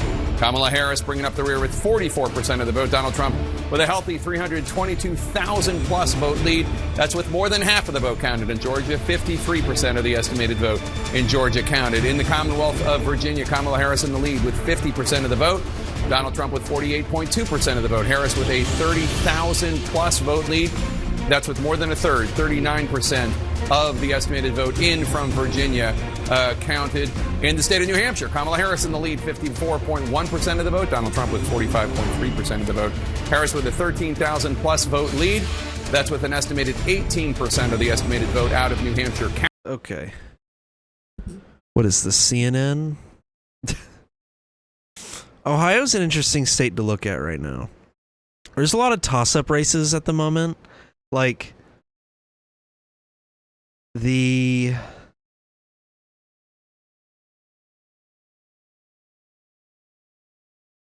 Ooh, someone said there's a 2016 level of confidence in the air, and I don't like it. Yeah.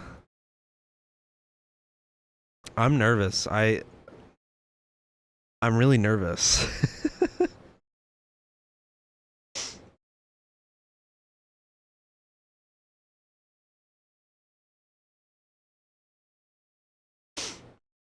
Yeah.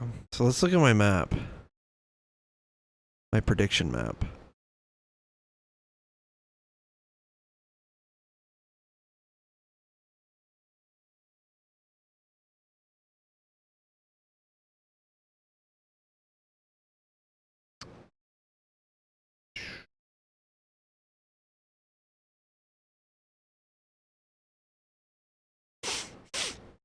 So Let me swap them because I accidentally didn't swap them. They are projecting that Josh Stein won the governorship over Mark Robinson. Thank God. Here's my prediction map. Let's say in some wild world, she takes Iowa, she takes Ohio. That would be crazy. Let's say she takes Georgia. Even bigger win. Look, maybe I'm like, let's say she also takes Nevada. Fuck it. Look, I don't think this is a realistic map, which is really sad that Donald Trump is this close to the White House. But, let's say that this happens.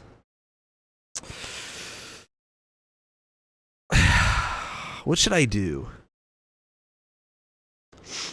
If this happens, if she wins Iowa, Ohio, and Nevada, and Georgia, I'll eat a Mr. Beast bar. If she wins in a larger margin than whatever I predicted, I'll eat a Mr. Beast bar. So look, this is what I predicted. If she wins this race with more than what I have predicted, I'll eat a Mr. Beast bar on camera. Think about that. Think about how sick that is if I ate a Mr. Beast bar on camera.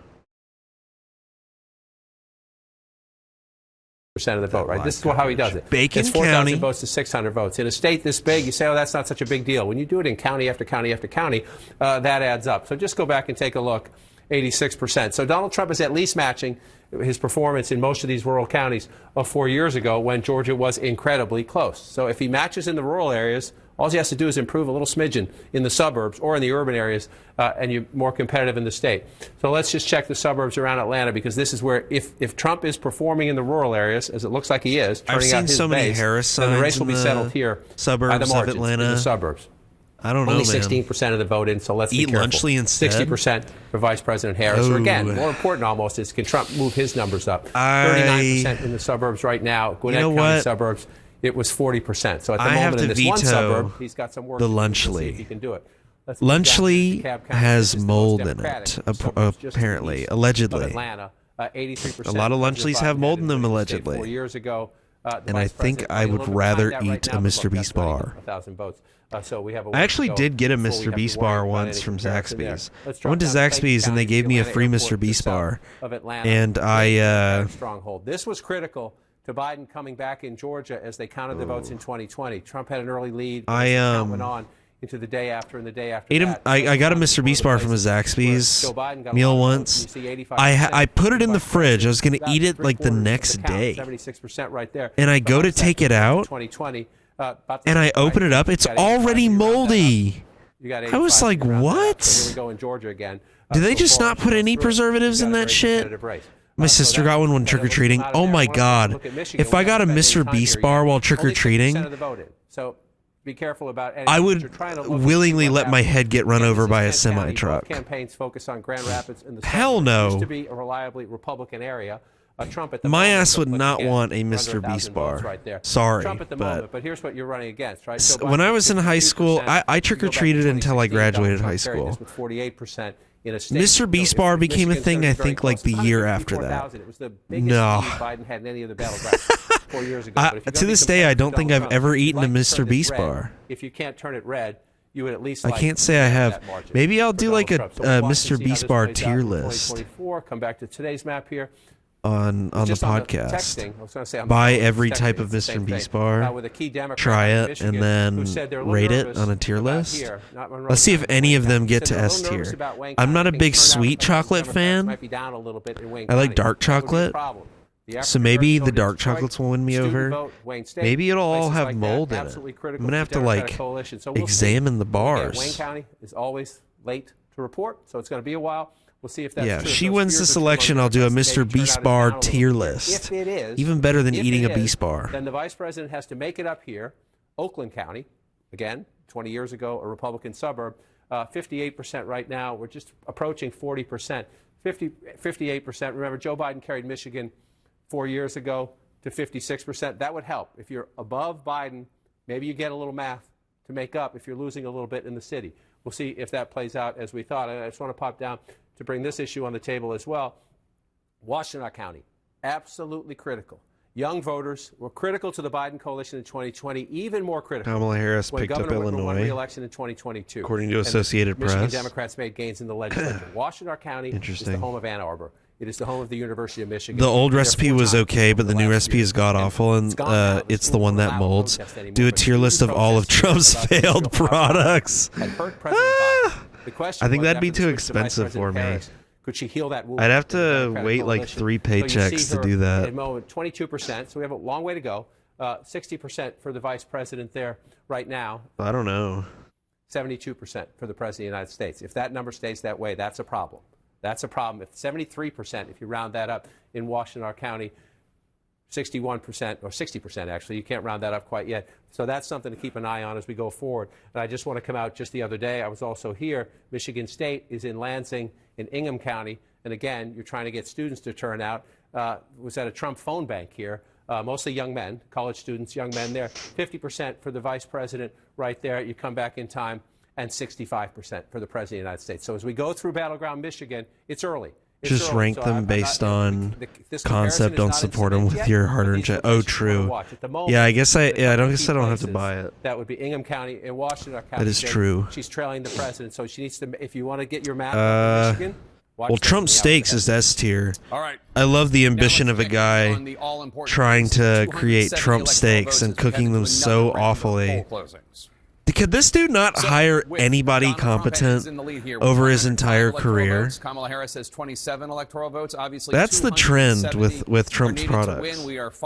Is he just hires these idiots? It's like his lawyers. Now let's bring you another key race alert. All of his lawyers are horrible too. His campaign staffers are idiots. Like, can he just not hire a competent person? 46.6% of the vote. I guess everybody has too much of a soul. First time this night, Donald Trump has a 69,000 plus vote lead. That's with about a fifth of the vote in, 21% of the estimated vote in from Battleground, North Carolina. And Battleground, Michigan, Kamala Harris in the lead with 56.9% of the vote. Donald Trump I actually do kind of want to do that Mr. Beast. Of the vote. Kamala Harris currently has 59,000 plus more votes. That's with 7% of the estimated vote. It's still very early. In the Commonwealth of Pennsylvania, the all-important battleground, Kamala Harris in the lead there with 69.8% of the vote. Donald Trump has 29.3% of the vote. Kamala Harris with a 323,000-plus vote lead, but that's only 11% of the estimated vote in. It's still very early in Pennsylvania. In battleground Georgia, Donald Trump in the lead, 55.6% of the vote. Kamala Harris has 43.8% of the vote. Donald Trump has currently a 339,000-plus vote lead. That's with more than half of the vote in battleground Georgia, 54% of the estimated vote in from Georgia. Now we're standing by for the second largest wave of poll closings just minutes from now at 9 Eastern, when a total of 163 electoral votes are at stake in 15 states. Remember, 270 electoral votes needed to win the presidency. All voting is about to end in Arizona, Colorado, Iowa, Kansas, Louisiana, the battleground state of Michigan, Minnesota, Nebraska, New Mexico, New York, North Dakota, South Dakota, Here, I got Texas, these ready for my liberal battleground tiers. Wisconsin, and Wyoming. As I mentioned, when Michigan Trump and Wisconsin are the two victory. battlegrounds on the line in the hour ahead. Pillars of the Democrats' so-called blue wall that crumbled in 2016 but was rebuilt to help seal President Biden's victory 4 years ago. Out west, Arizona is another major presidential battleground that we're watching. We're heading into a high-stakes hour in the Harris-Trump contest, with polling places about to close in 3 states that could decide the race. Let's go to Abby Phillip at Harris Campaign Headquarters in Washington. And Abby, voting is about to end in 3 battlegrounds. What's the outlook in the Harris campaign? Yeah, Jake, I mean, I think the banner that you guys have right now is pretty much where the Harris campaign is. It is early in the night, and they're not seeing any clear picture of where this race is headed just yet. For that reason, they are really focused on the battleground of Pennsylvania, because that really becomes the linchpin of a strategy. Is Rhode Island really a close race? 270. If they get Pennsylvania, the rest of the path becomes much more clear. So as I've been talking to people tonight, they're really waiting to Look see at how close it is in these Texas. results as they are coming Ain't in no way really it's shape turning the blue, picture. though. But right now, it's really not that clear to them. And I just want to be transparent about it because they've got great numbers, but they're not willing to go out on a limb on any of this stuff just yet. In Pennsylvania, though, I think what I am hearing is a lot of optimism. They're seeing good numbers out of Philadelphia. The local officials there are suggesting that Harris could exceed what Biden did in that city. And if she's able to do that, that would make, again, her path to winning that state much more clear, Jake. All right, Abby Phillip, thanks so much. Let's go to West Palm Beach, Florida now, where we find Caitlin Collins. And Caitlin, what is the Trump campaign going to be looking for in the next round of poll closings? Well, Jake, you just mentioned Wisconsin, and that is obviously a state that they are going to be watching closely tonight. I've talked with several campaign officials. They're not expecting to get a real sense of those numbers until much later in the evening, but they will be watching Wisconsin very closely. They want to see how abortion lands there and how close the margin could potentially be. But, Jake, one thing that former President Donald Trump will be doing that maybe no other presidential candidate has done is watching the returns come in from Wisconsin with someone who is also on the ballot in Wisconsin, Robert F. Kennedy Jr. He fought to get his name off the ballot, but the Supreme Court there told him no because it was too late. He was already on the ballots that people were getting in the mail. And I am told Robert F. Kennedy Jr. is at Mar-a-Lago with Donald Trump tonight, watching these returns come in. Obviously, the reason he fought to get his name off that ballot, Jake, is there is a concern that with the margin, as small as it could potentially be there, that it could have an effect. The margins are everything in this race, as we are starting to see in these numbers coming in. So Trump will be watching that come in alongside RFK Jr., both of them on the ballot, Jake. All right, Caitlin Collins in West Palm Beach with the Trump I think campaign. Elon Thanks so Musk much. Let's is go to there, David too. Chalian now, who has some exit polls from Michigan, Wisconsin, and Arizona. 3 battlegrounds we're hoping to hear from soon. David, what stands out? You look at the data from these 3 key states. Yeah, as the polls are about to close in these 3 critical battleground states, I wanted to look at Biden's approval rating just as sort of a baseline of the environment in these 3 states. Nationally, his approval rating has been updated to 40% in the exit polls nationally. In Arizona, you see here, Jake, he's at 43%. He's slightly above his national approval number in Arizona. If you look at Michigan, he's at 42% approval. Again, slightly above where he is nationally at 40. But Wisconsin's a different story. His approval rating, the sitting president, Joe Biden, is at 38% in Wisconsin. That is below where he is nationally. 61% of Wisconsin voters in this election disapprove of the job Joe Biden's doing. That's a hurdle that Kamala Harris is going to have to jump here in the Badger State. Jake? All right, David Chalian, thanks so much. This would have been a very different race if Joe Biden had stayed in it. I mean, if it ends with the Trump victory, and we have no idea how it's going to end, so don't misinterpret what I'm saying. But there's going to be a lot of finger pointing and recriminations and wondering. But these approval ratings for Joe Biden are brutal. 6 in 10 in Wisconsin say that they don't approve of the president. I mean, it is brutal, and there's no other way to look at it. And that is, no question, a big headwind for Kamala Harris, despite the fact that she has been trying to separate herself, despite the fact that she is saying that she wants to turn the page and that she's a new generation and all the things that we've heard at every one of her stump speeches. That is a number that there is no question the Harris campaign is looking at and saying, we hope that that doesn't bleed into Harris and the actual votes. Especially since the Trump campaign tried to do an effective job in tying her to that administration, saying not just that she was the vice president, but that, look, you were in the room, you were always there. There were all kinds of decisions you could have made a difference and you didn't. If this was Joe Biden running against Donald Trump, the race would have been an immediate Trump sweep. What would you have done differently over the last 4 years? And she said Biden was such a bad candidate. Probably not the best answer. I don't know what what were the Democrats thinking? May just sort of big picture be looking at this and being saying, like, yeah, let's send this guy out. He's constantly like, and like can't hold a single thought. The point we need to make is that this, like, what were they moment, thinking running him? Tennis match. There are no surprises. There have been no flips. Nobody has broken the serve, if you will. Right. Bro, Chris looks happy as hell. That he's won tonight are states that he won in 2020. He loves it over here at CNN. Won are states that Biden won in 2020. There's been no swing state that has been flipped yet, and there is just the way the states roll out, that the Republicans get a lot of the early calls and a lot of big red states, but there hasn't been any dramatic change in this vote. They're both on track to 270. Yeah. It depends on states that are still not called. It's a good point. This is pretty much where everybody expected the race to be at this point. We still have not projected New York. We still have not projected California. I mean, there are plenty of places. About a quarter of the way through the not North Carolina vote count, and Trump is up in the polls. Trump is also barely up in the voting poll for Ohio. But Ohio will probably go red. What's he doing in Virginia? That's a blue state. He's running. That's true, but there's only half of the I understand, voting. but it's 49-49 right now. But John King set the table on that earlier when he said, assuming she wins Virginia, is she going to win it the way Hillary Clinton won it with 5 points in 2016, or is she going to win it the way that Joe Biden won it with 10 points setting in 2020? And I think that there can be I thought about what it'll be like when I go to bed tonight, and how narrow it is one way or the other.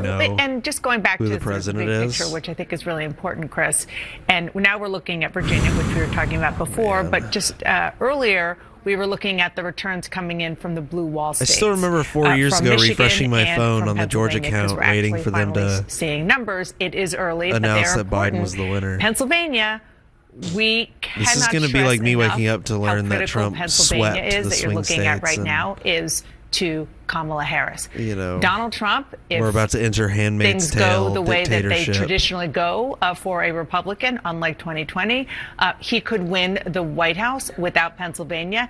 It is hard to see in most of these paths, Kamala Harris winning the White House without Pennsylvania. And you see there 68%. That's what she has now. It is still extremely early, only 13% in. Right, and this is the point that Chris is making about the larger electoral map. It also applies to the vote that we see in Virginia and the vote that we see in Pennsylvania. If up in Kansas, Kamala Harris wins Pennsylvania, and who knows, she's not going to win it with more than 60% of the vote. That's crazy. Like it's going to be, it is anticipated to be razor thin. We're still waiting for all the votes to come in.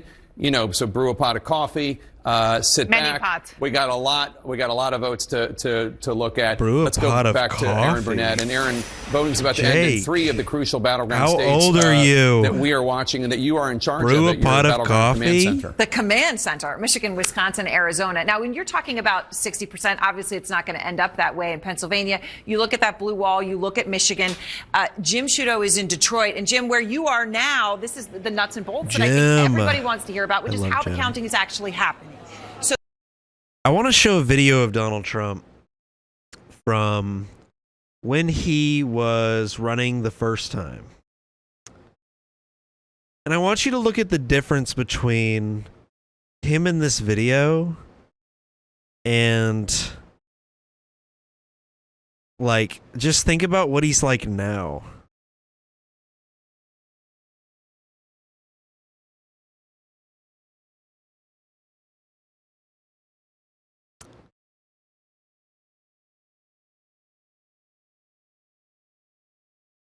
All right, let me pull up the video.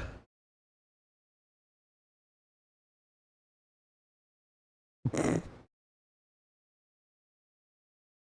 me get it. This one. Okay. It's all happening on X, the worst UI I've ever used.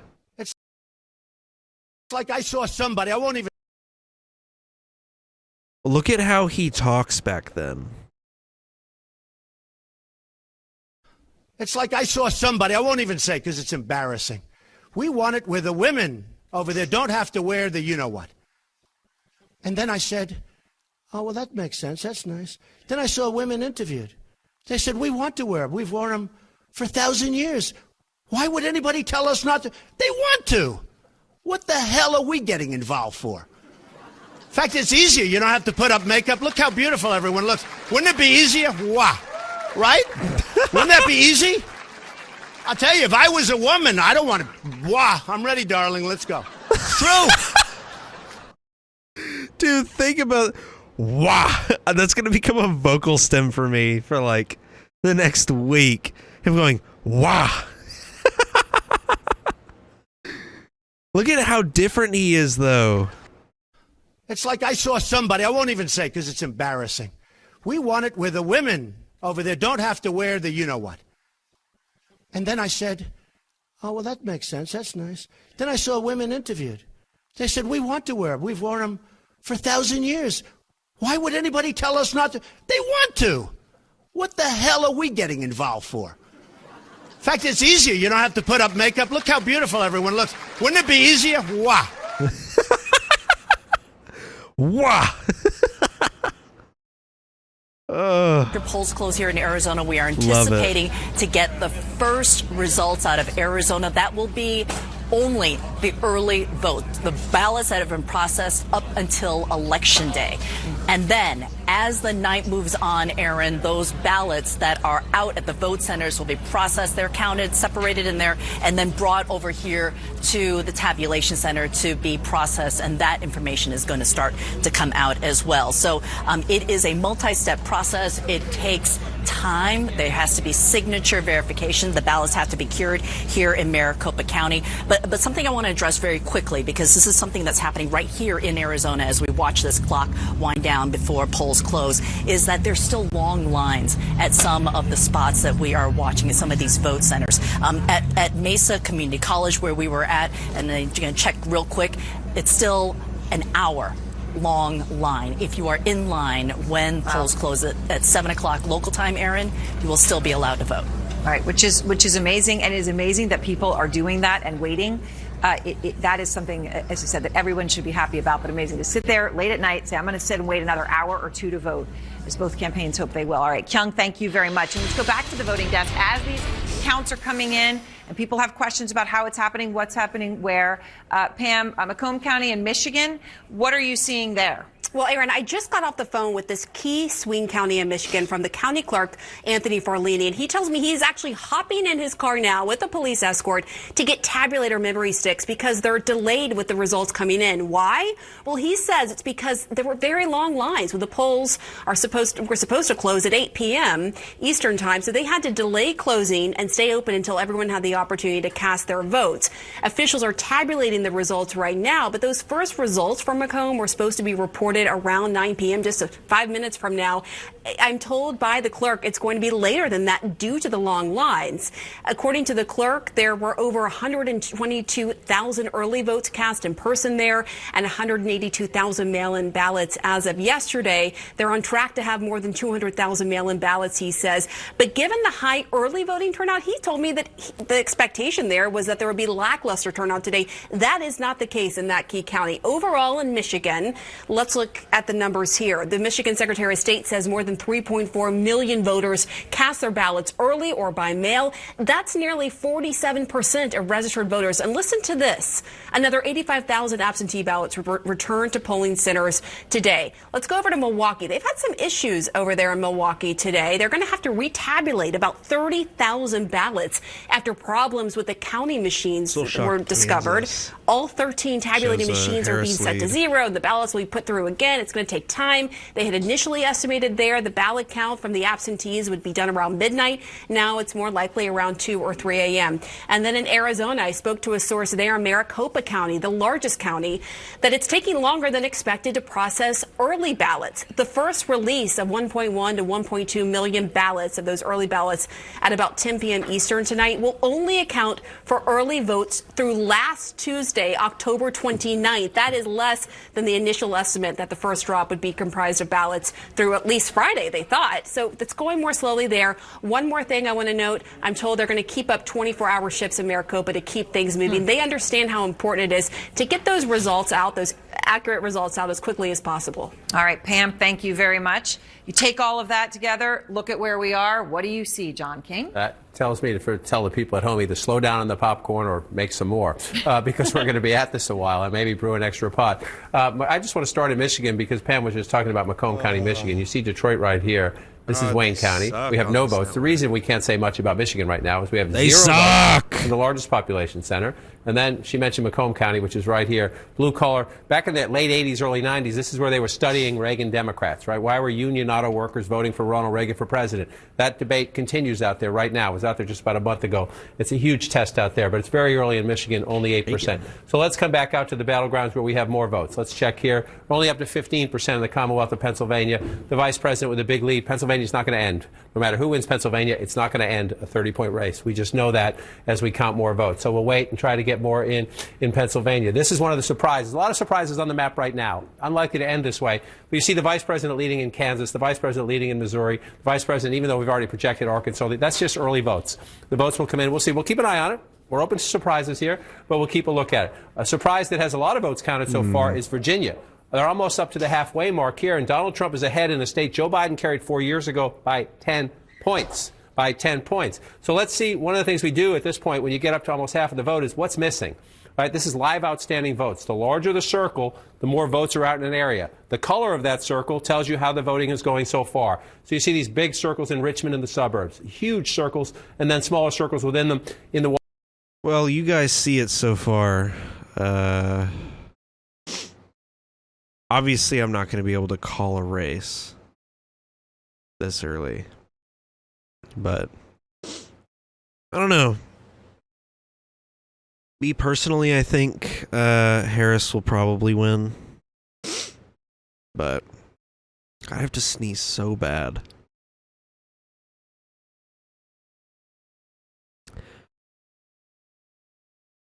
Oh my god, I have to sneeze.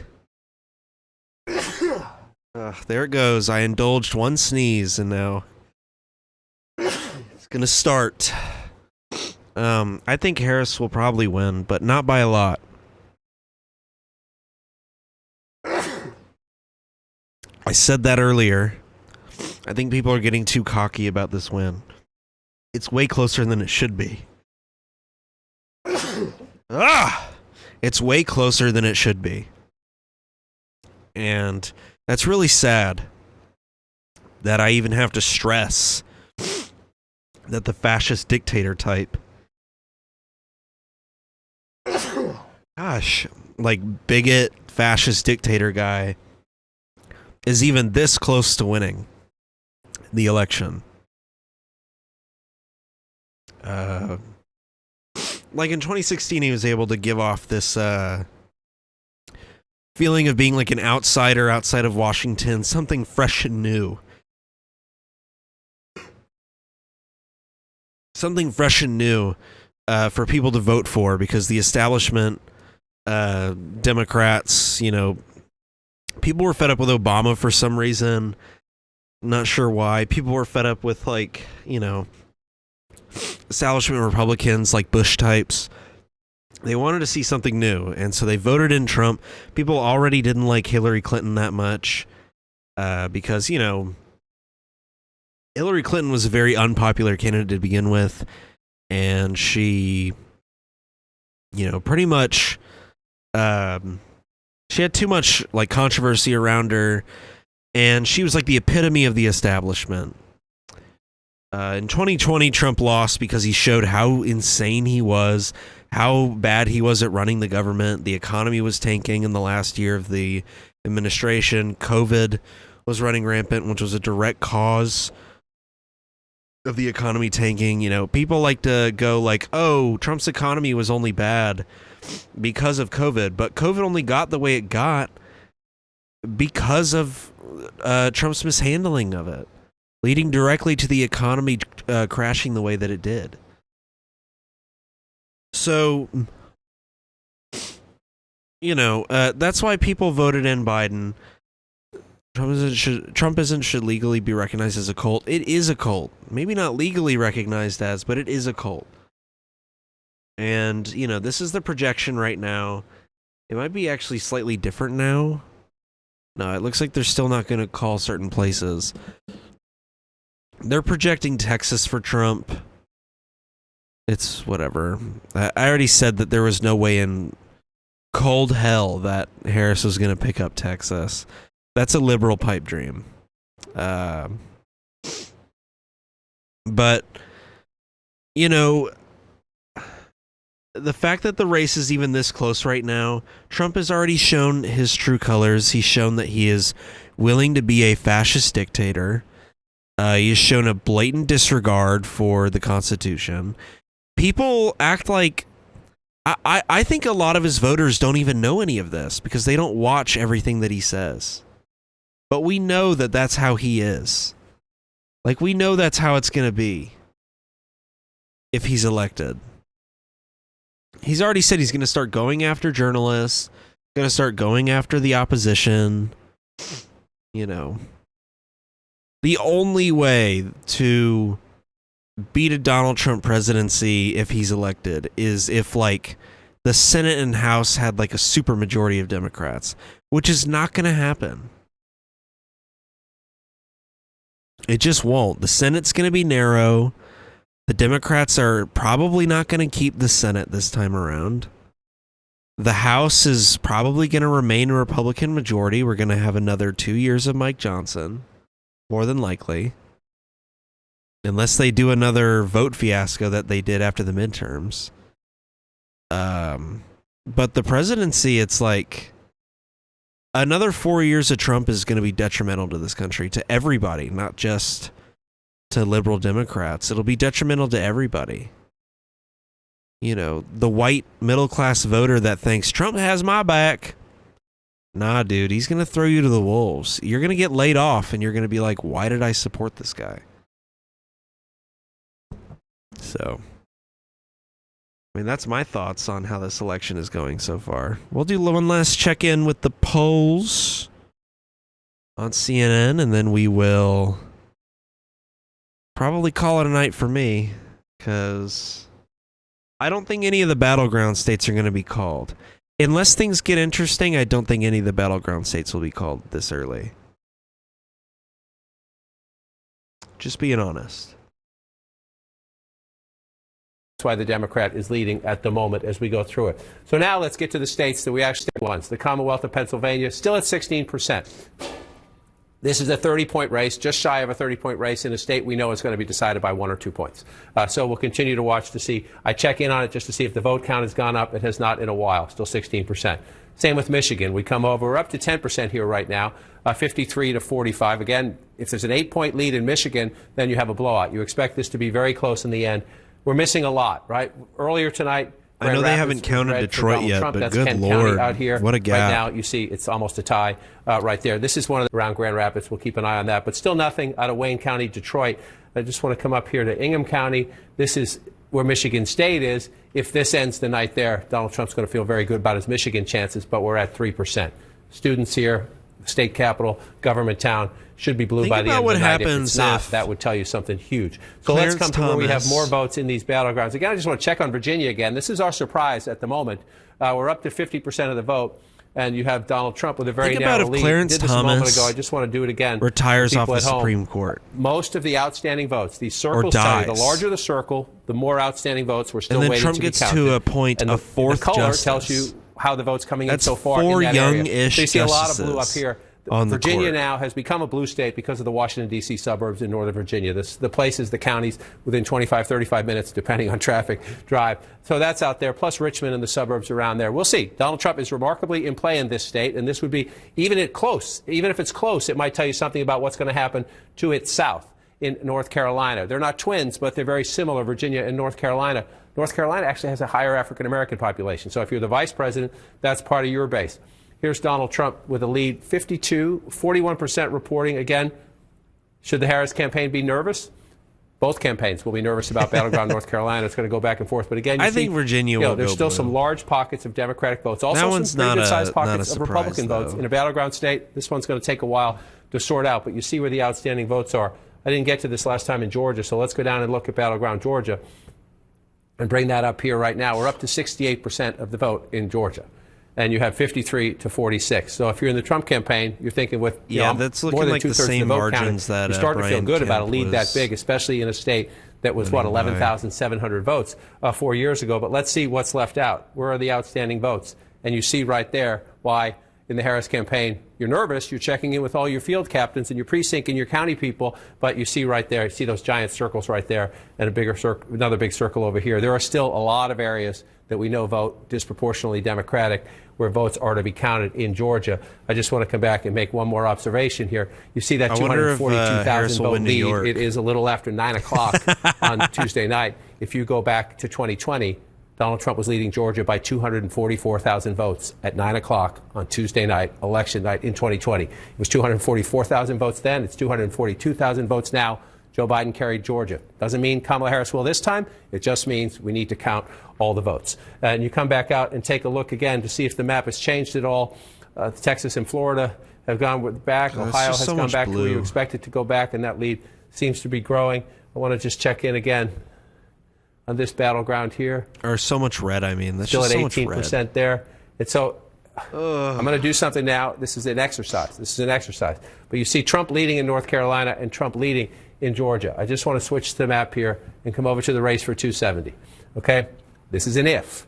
This is an if. It's not it. We're nowhere near there. We have a lot of votes to count there. But why is this so important? When you take battleground states off the board, when we're able to project and call them, it changes the chess of getting to 270. If Donald Trump were to hold that, he's leading there now. It's close. It's close. There's plenty of votes still for the vice president to catch up. We have to wait and see what happens. But if Donald Trump takes those two, the vice president of the United States needs to win that. That's what makes the math interesting. She needs that 19 votes right there, because if Donald Trump gets that, it gets him to the finish line. So if that happens, that becomes essential. We're not there yet, Jake, but just like to do the math. I can't believe it's coming down to 3 states. All right, John King, and CNN can now bring you a new projection. Wow, the Electoral CNN College, folks. That perfect. Kamala Harris will win the state of Delaware. Who would have thought? We'll go to Kamala Harris with its 3 electoral votes, the small wonder state. Let's take a look at the electoral vote count. Donald Trump has 154 all they're going to project. You can't project electoral votes. Kamala Harris has 30 electoral votes. 270 electoral votes are needed to win.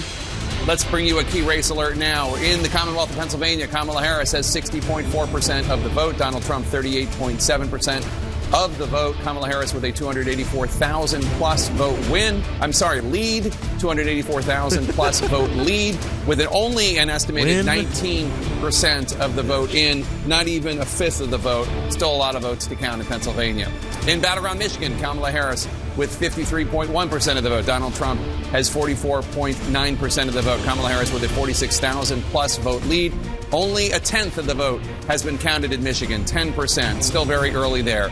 In North Carolina, Donald Trump in the lead with 51.9% of the vote. Kamala Harris with 46.9% of the vote. Donald Trump with a 119,000 plus vote lead. The Democrats That's with 41% of the estimated vote counted in North Carolina.